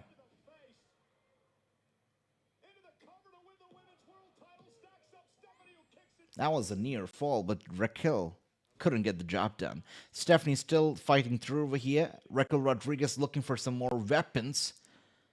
We got the steel chair in the ring. We got another steel chair in the ring. We got your idea is good, Mr. Lee. I agree with that. Now, your idea is good. We got a bunch of steel chairs in the ring over here. Look, my theory, my understanding says, if you're the one bringing in so many weapons, you're gonna get through the weapons. You're gonna go through the weapons. And we got Stephanie now diving down on Raquel. Raquel grabs her and tosses her onto the bunch of steel chairs laid in the ring. Wow, Raquel breaks Stephanie just like that.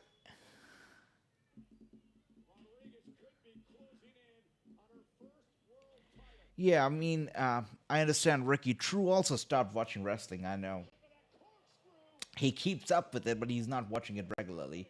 Hope that changes soon, though, right? We'd love to have him back here.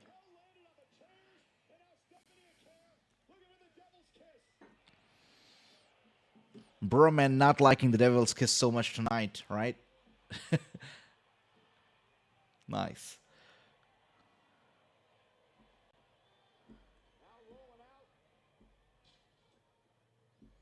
I agree with that.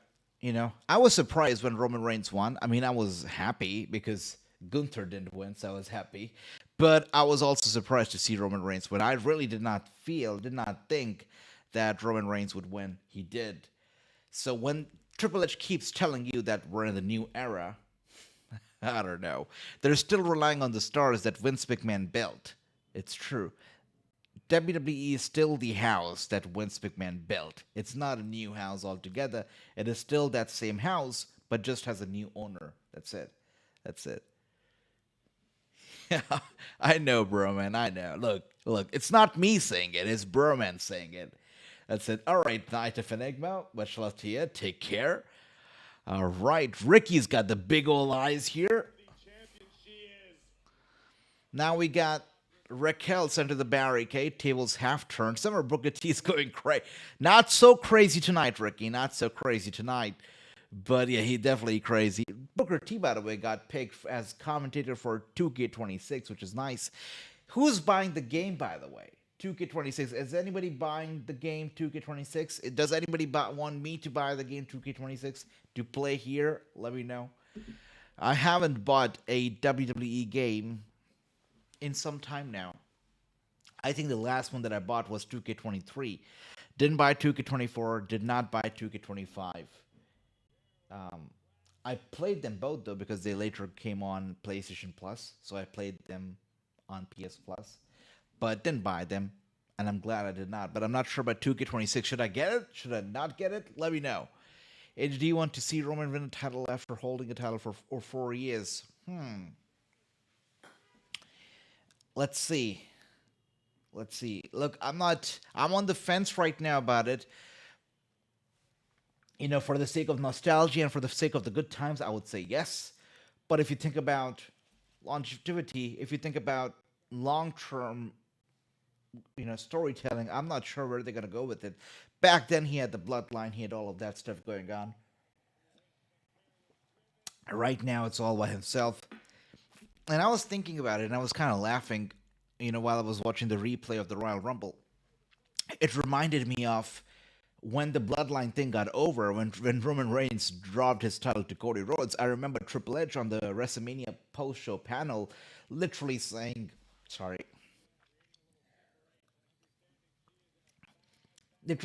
that, what they've got planned for what's next for the bloodline, what's next for Roman Reigns is going to blow everybody's minds. Turned out it was just civil war between, the cousins. They got in more bloodline cousins, and it was cousins versus cousins, all that stuff. And Bloodline 2.0 sucked. Like, Solo is funny, but like his cousins who joined him Sucked. The entire thing was a mess. Bloodline really never recovered after dropping the title to Cody Rhodes. Never did. Never did. And it just sucks. It sucks. Yeah, I feel bad for Roman. I'm not sure. I'm not sure if he wins the title this time. I'm not sure if it's gonna hit the same as it did the last time because now he doesn't have Paul Heyman. He doesn't have his cousins. He's all alone. So I'm not sure. We'll see. By the way, we got Andy, my brother. Good to see you, brother. Welcome, welcome. He says, "What's so dumb? Having Reigns winning the belt again, they have to stop repeating these things. They can't build. If they can't build new stars, they gotta keep doing it over and over. That's it." You got Ricky saying, "Miss playing Raw vs. SmackDown. That was my game for me too, brother. Me too. Raw vs. SmackDown games were the best games. There's no debate there. Those were the best games, the best WWE games." And we got Stephanie sending Raquel headfirst into the steel steps. If Roman reigns the title, we get Roman versus Brock at SummerSlam. Probably that's what's gonna happen. Yeah, you're right. You're right. Yeah. Imagine if Gunther retires Brock Lesnar. Like, that would be crazy. I heard that this is also the final year that Brock's wrestling, right? Didn't John Cena not say that? I mean, if that's true, Gunther should retire Brock. That would be crazy, honestly. You know, back in the day, so people questioned Triple H's booking a lot. People questioned, Vince McMahon's booking a lot as well. I think everybody questioned it when Undertaker lost to Brock Lesnar at WrestleMania. But if you think about it, in the long term, it was a good idea. It was a good business decision because it made Brock Lesnar the beast that he could have never been without defeating Taker at that time. Brock Lesnar really became the beast after that. So, business-wise, it was a good idea. It really was. Legacy-wise for Taker, not so much, but business-wise, it was a good idea. So, Vince knew what he was doing with that one. Triple H has no idea, though, what he's doing. The face of the champion, Vaquer asking herself, what do I have to do? How much more can Rodriguez take? Much love to you, Andy. Much love to you, Nigel. What do I say? This show started off okay, right? I mean, Braun Breaker came out. He was upset. He was mad. He was trashing the ringside area, the commentator's desk and whatnot. Then we got Wishing coming out to stop him. All the stuff happened with the LA Knight. The show started off well, but I feel like it's really gotten flat. It really has. I feel so.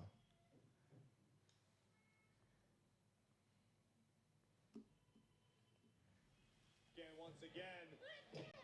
Oh my goodness.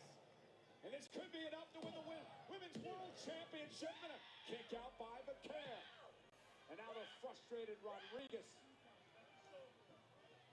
Raquel just needs to stay the course. Yeah, continue to wear down the champion. I agree, Andy. You know, what was I thinking? You're totally right, 100% right. Yeah, to build Oba up in the way that, they build Brock Lesnar, Oba Femi should retire Brock. You're right about that. What was I thinking when I said Gunther? No, it should be Oba. Honestly, you're right. And you know what? People keep asking who should defeat Gunther. I think it should be Oba as well. Yeah, Oba would definitely benefit from that. Would definitely benefit from that, 100%. I also like the way they booked him in a 2 versus 1 situation tonight. That was nice. That was nice. Oba is different. When they were trying to build this guy, what was his name? Omos. It's the same way. It wasn't the same because Omos was different breed. He was tall, but that's it. Like you didn't get the same vibe that you get from Oba. Oba is a combination of everything, right? Right? He's got the muscles, he's got the height advantage, he's got the weight advantage, he's got everything going for him, right? So Oba is a different breed altogether. By the way, Stephanie, nice super kick straight to the chin of Raquel Rodriguez. Rodriguez, though, with the rebounds and a clothesline. Stephanie goes down.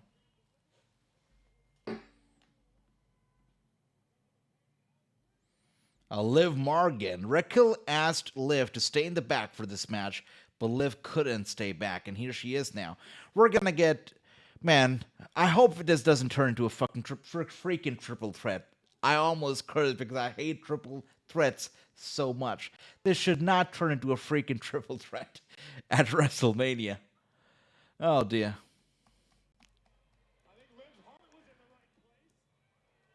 And now Stephanie Vaquer trying to drag herself to the corner. Now look who's here. Roxanne Perez. Again, no disqualification. Roxanne. Headbutt. Headbutt to Roxanne. Oh, she goes through the table. And Raquel Rodriguez able to force Vaquer to lose her balance. That's crazy. You're right, Mr. Lee. I think it makes a lot of sense for that to happen, you know? Usually SmackDown is a territory for the newer people, so it also makes sense that way. But what you say is totally right. Shots to the ribs of Raquel. A series of headbutts from the champion. Not that I'm aware of, brother. Not that I'm aware of, Berman. Dear. Don't tell me that Raquel Rodriguez is gonna win this thing. Wow. Oh no, she's not. She goes through the table. Stephanie Vaquer has done it, putting Raquel Rodriguez through the table right there. All she has to do is just drag herself and cover her. That's it. By the way, David, welcome. Good to see you. Wow, that's nice. How was the show? Great seeing you. Ricky, that's right. Through the table she goes, and now Stephanie. Oh, she's going for a high-risk maneuver, which I don't think is going to pay off. I feel like Raquel is going to roll away. Stephanie's going to go for the big one. It's not going to pay off. Come on. Oh, it does pay off. Raquel unable to move, going for the cover. Stephanie, and she's done it. Stephanie's still the champion, not injured. Still the champion. That's good. You're right about that, Andy. He can talk. Like he can talk. He's got the personality. That's why I say looks are great, but you need to have the X factor. You need to have the personality, and he's got it. He's got it. Has to be said for the challenger Rodriguez, who did No idea. So no idea about that. Adam Pearce was questioned who the masked man was. Adam Pearce said the last time he checked, it was Austin Theory. So basically, we got no idea who the masked man was. I think it's Logan Paul, as popular opinion suggests. But you know, when I first saw the masked man, like in the mask, I thought, is that Grayson Waller? But it turns out it was only me who thought so, because everybody thinks it's Logan Paul. But I thought it was Grayson Waller. Like it was my guess, but I guess it was a bad guess. But that's okay. Now it's got to be Stephanie versus Liv Morgan for the title, says Ricky. It seems like it. Which is a good idea. Just like I said, Stephanie versus Liv is money. Is money. It's going to tick all the boxes. It's going to make a lot of people happy. They're both talented. They both are fantastic. They're both loved by the fans. So I think it's going to happen. There you go. By the way, Liv Morgan attacking Stephanie. We know what that's going to turn into. It's going to be a one-on-one match for the title at WrestleMania. This has to be Liv Morgan's pick. This has to be it. Also, Liv has got no chance against Jade Cargill. We know that. Jade Cargill is going to totally destroy Liv Morgan. It's happening. Liv Morgan's pick is Stephanie.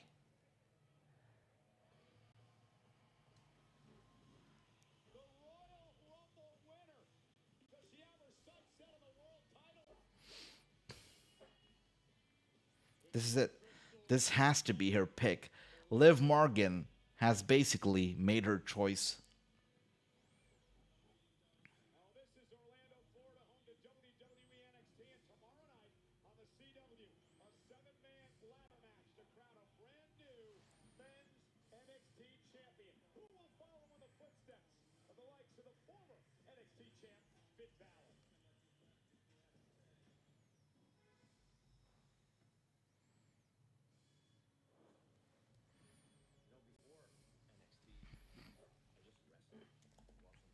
We got Andy saying Jordan Grace hunting Jade Cargill. Yeah. Look, that's a match I wouldn't mind, right? Jordan versus Jade. I wouldn't mind if it actually turns into a triple threat either. I'll be okay with that. But yeah, this is one-on-one is a fantastic idea, I think. Liv Morgan versus Stephanie is a no-brainer. It's a good match. I'm glad that they went ahead with this one. It's a no-brainer. But Raquel Rodriguez is not going to be happy about it. I think we might see Elimination Chamber. We might see maybe Raquel versus Liv. Who knows? We're going to find out. But, okay, it's an average Raw. Not a bad... I wouldn't call it a bad Raw. It's an average Raw. Could have been better, but this is what we have, right? Next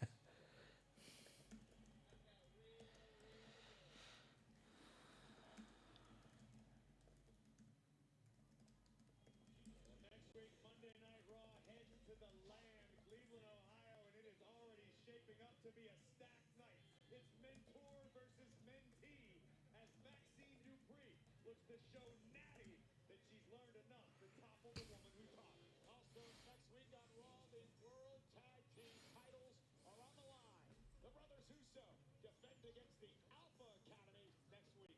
And there's still another stop on the road to WrestleMania, Chi-Town for the Elimination Chamber.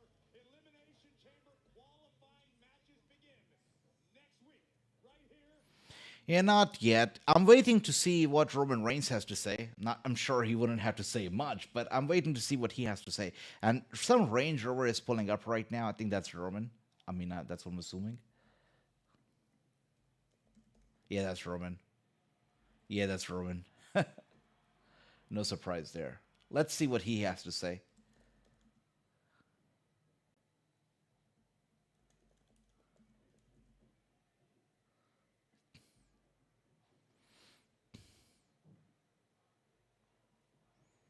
And OTC chants echoing across the arena already. People are ready to acknowledge the tribal chief. Yeah, that's right.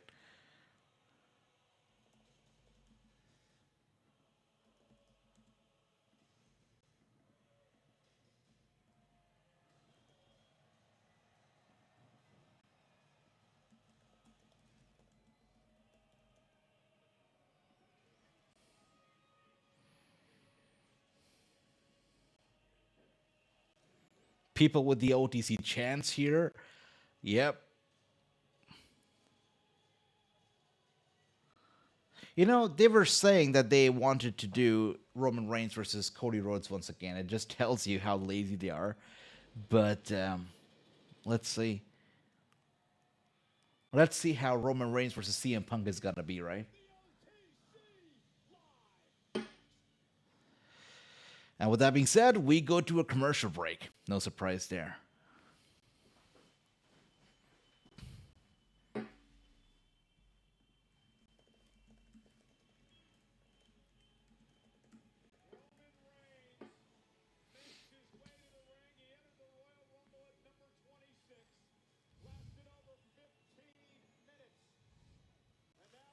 So, by the way, have to acknowledge one thing. Charlotte Flair killed it at the Rumble, right? Charlotte Flair lasted about 59 minutes, 49 seconds or so, which is fantastic because if she had lasted like a few seconds longer, that number would have been 1 hour. So, if you think about it, Charlotte Flair lasted longer than the entire Men's Royal Rumble match. That's a big feat. You know, Charlotte Flair, I know, looks a little bit weak these days, right? She's not the same Charlotte Flair. She's not the queen. She likes to have a little bit fun with Alexa Bliss. She's a little bit casual now, but she's still got it. Charlotte Flair is still the queen. Lasted over 59 minutes. It's a big deal. It's a big deal. Yeah, just had to acknowledge that.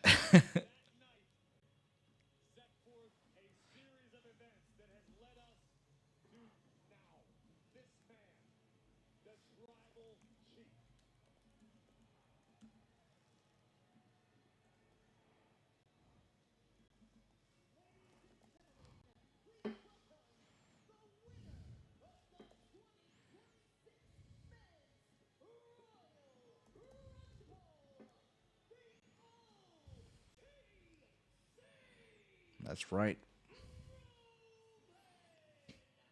So the OTC Roman Reigns is here. Let's see what he has to say to the fans.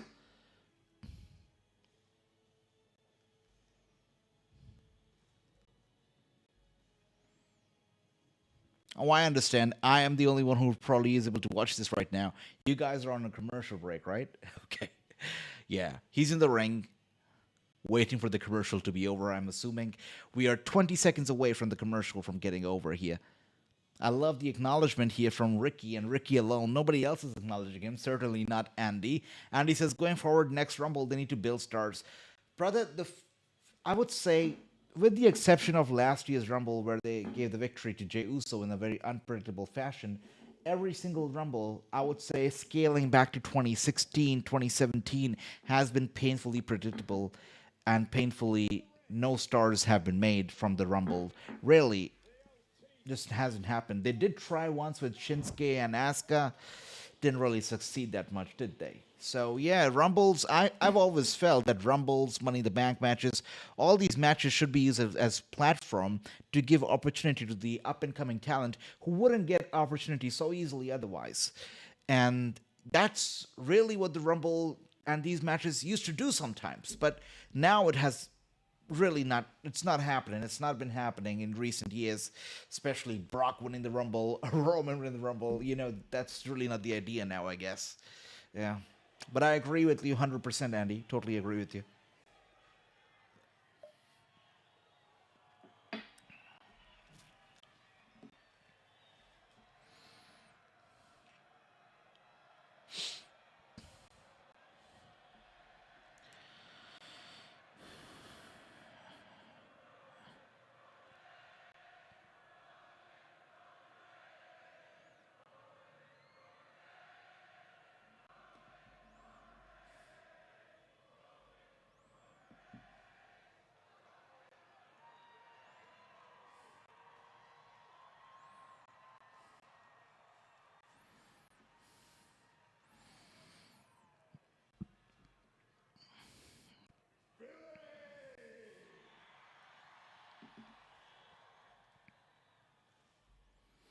Nigel, I don't like to use the word hate. I only use it for Gunther, but I will say it again. I used to hate Roman Reigns as the big dog.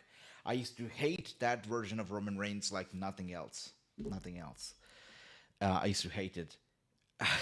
Like nobody's hated Roman Reigns big dog more than I did. I hated that guy. I stopped watching Raw when I was a crazy WWE fan. I stopped watching Raw back then because of Roman Reigns. Raw came it was a back-to-back weekend, summer 2016 I believe or 2015. Can't really, I think it was 2016.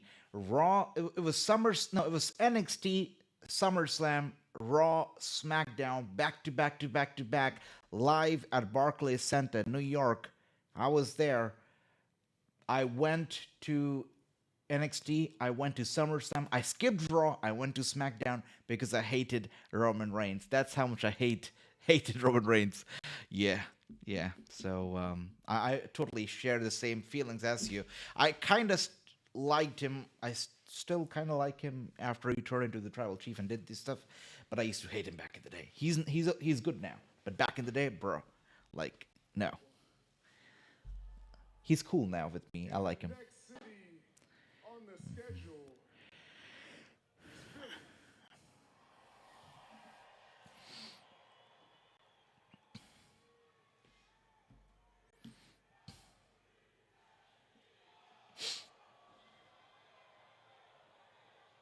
Yeah, I did.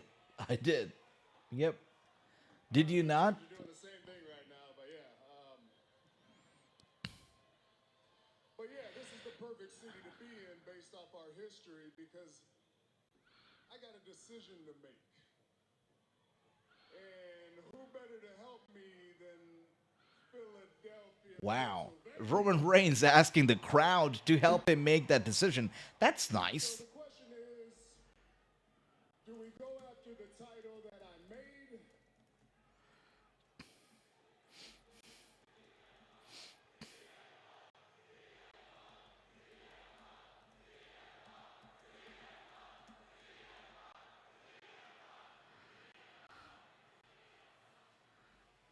So you don't want me to go after Drew McIntyre? Wow.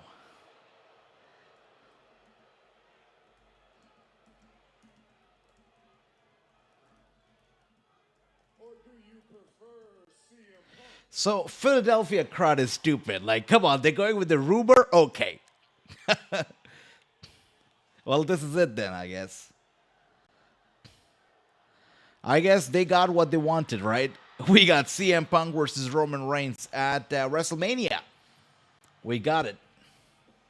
It's happening. It's official.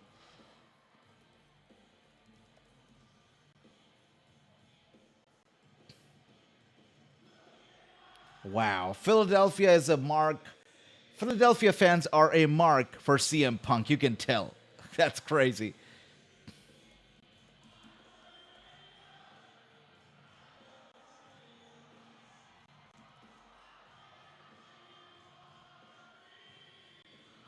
Come on.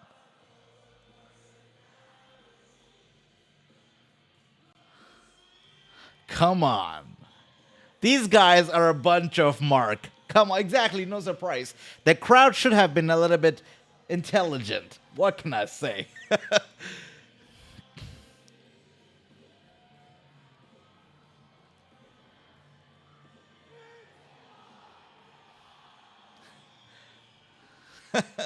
Okay. It is CM Punk and Roman Reigns at WrestleMania, guys. By the way, what does OTC1 mean? If anybody knows, let me know. I understand OTC, but OTC1?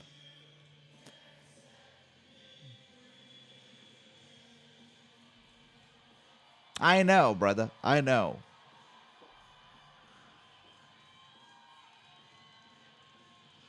Exactly. At least the Saudi crowd was intelligent. Like this Philadelphia crowd would even cheer Triple H, I have a feeling. Saudi crowd booed Triple H, so they got my respect there, right? If you boo Triple H, I respect you. You're a man of culture. Imagine if Seth showed up, bro. That would be crazy. Okay, I don't like triple threats, but I'll take it. I'll take Seth Rollins versus Roman Reigns versus CM Punk. Like I sound like a hypocrite right now, but I'll take it.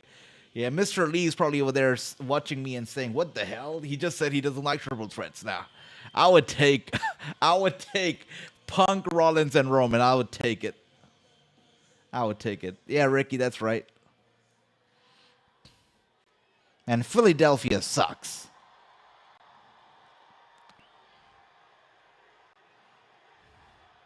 Screw Philadelphia. Fans still chanting CM Punk like a bunch of marks. Okay.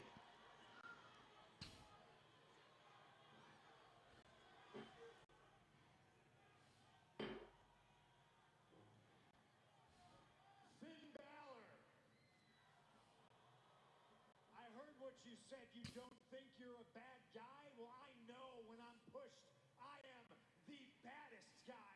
And you're going to find out very soon when I get my hands on you. He's talking to Finn Balor instead of talking to Roman Reigns. What? You must have rung your bell or something. You coming out here interrupting my segment talking to Finn Balor? What? Did you say I interrupted you? I interrupted you. That's funny considering you're a visitor here on my show. Oh, wow, that's funny. A visitor on his show is funny. SmackDown or something, but this is Monday Night Raw. This is Netflix. I'm the champ, CM Punk, and I call the shots. Wow. You have a big decision to make. Did I hear you ask the fans of Philly for some help? Who was it, Drew McIntyre? I could listen to him get booed all day. What about it? WrestleMania, Las Vegas, Roman Reigns versus Drew McIntyre. CM Punk doesn't want to wrestle Roman Reigns. What's going on here? Or what's the other side of the coin? Roman Reigns versus the best in the world, CM Punk. There we go. Now we're talking. Now we're talking, buddy. I don't know, Roman, what do you think? Do you need their help? Drew McIntyre. CM Punk. Man, the Philadelphia crowd hates McIntyre or what? Bro, that's so funny. Yeah, I think everybody's in sure that your mind is already made up. I know who you're picking. So go ahead. Take the easy way out. Pick Drew McIntyre. Bro, CM Punk over here. Playing some mind games. I don't like the guy, but you're talking crazy. Yeah. Drew McIntyre is the easy way out. That's so funny. Hey, Phil, I don't know if you realize this, but Drew's like 4 times bigger than you. It's like a roast session right now. Time y'all fought, he had you crying over a little plastic bracelet.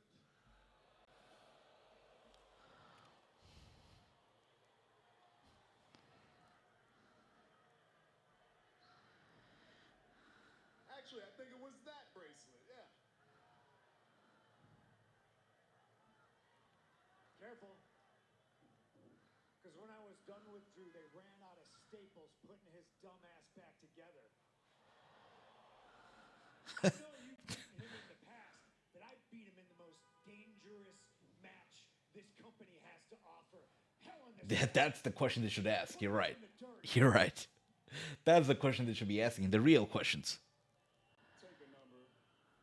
I beat Drew for like 3 years straight. Man, these guys are killing Drew McIntyre right now. You and how many of your cousins?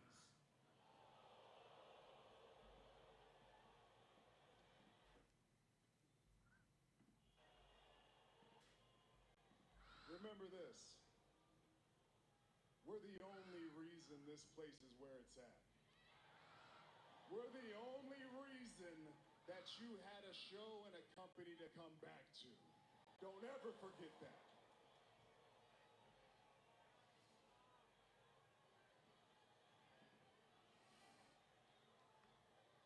You really believe that, huh? Philadelphia, do you believe that? I think they do. Yeah. See, you think you're the reason we're in the spot we're in. And you know what? You're sort of right. Because you manipulated your cousin.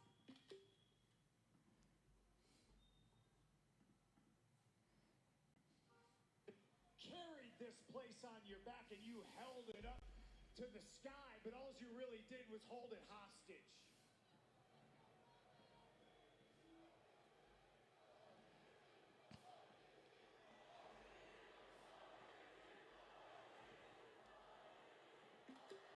This isn't ESPN.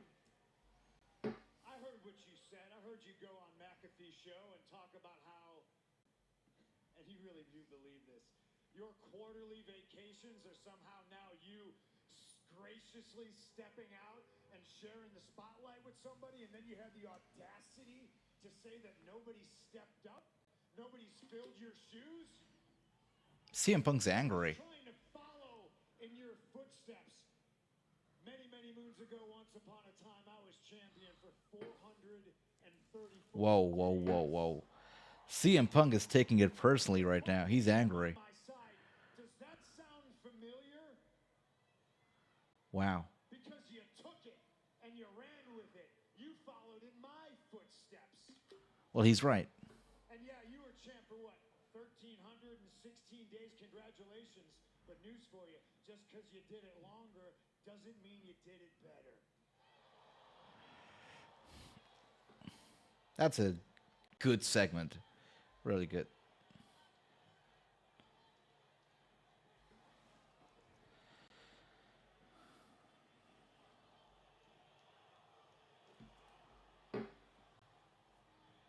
You're a box office bona fide WrestleMania main eventer superstar. So you've earned the right to call your shot and show up here when you want. I appreciate that. I'm not mad at you. You choose to be a part-timer. And I choose to go to 10 countries in 3 weeks. I choose to go see all the fans nationwide, worldwide. I choose Poland and Scotland and Denmark and Belgium and London and Toronto. And I choose to come back here to the hostile city of Philadelphia so I can say things like, doesn't it feel great to be alive on a Monday night in Philadelphia or what? Wow.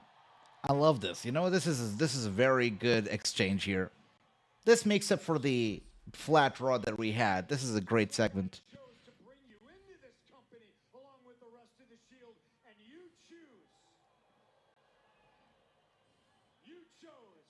to follow in my footsteps. And I'm here to tell you, Tribal Chief, you learn from the best. I'm proud of you. But you got a decision to make.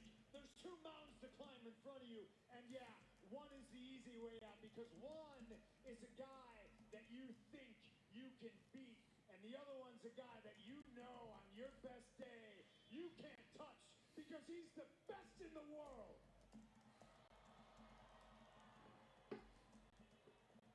One door, if you so choose, to go after a title that makes Drew McIntyre the man, or, man, you can climb Mount Everest with no Sherpa, and you can step through door number 2, and you can go after the man that has made this title and has held it down in your absence as the heavyweight champion of the world.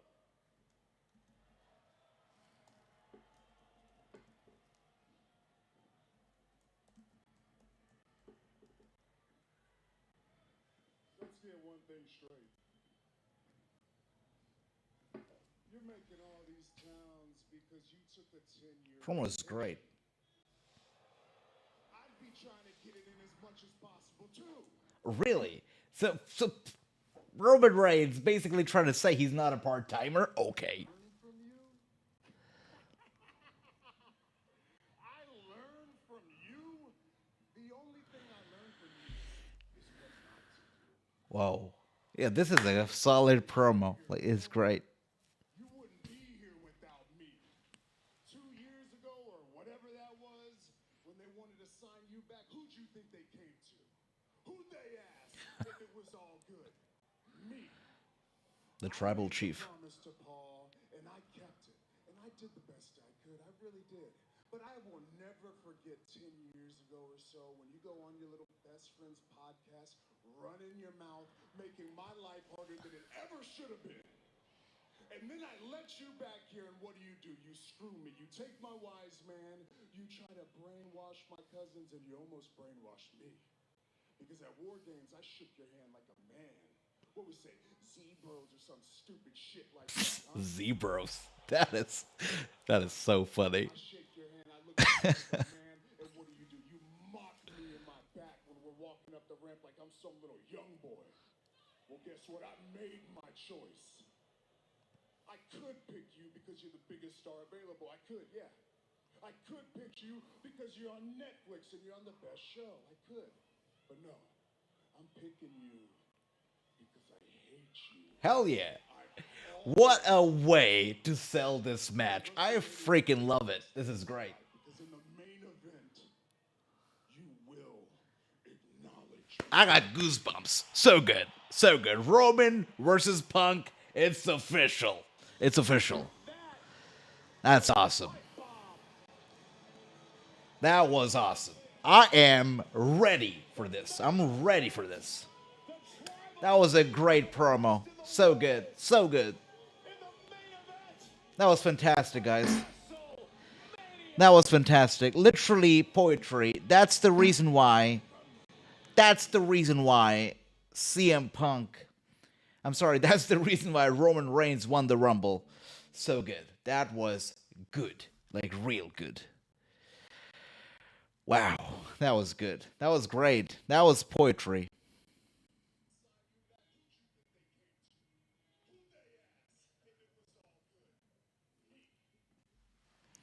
All right. Thank you so much, guys, for being here. It was a pleasure watching the show with all of you as always. Thank you so much for the love. As always, I'll be back now on Friday night for Friday Night SmackDown. So until then, there's going to be videos that I'll be posting. I'll be posting shorts. So stay tuned to the YouTube channel, and we'll see you on Friday. Thank you so much once again, Mr. Lee. Welcome to the channel, by the way. Thank you so much, my brother Nigel. Thank you so much, my brother Ricky, Andy, my man, your man, our man, bro man. Thank you so much, everybody. Take care. I hope you all have a great night. Sleep well. Take care. And I will see you Friday for Friday Night SmackDown. I am ready for Roman versus Punk. That was a good segment. Good way to sell it. I'm ready. Thank you so much. Have a good night. Sleep well. Take care. See you Friday. Take care.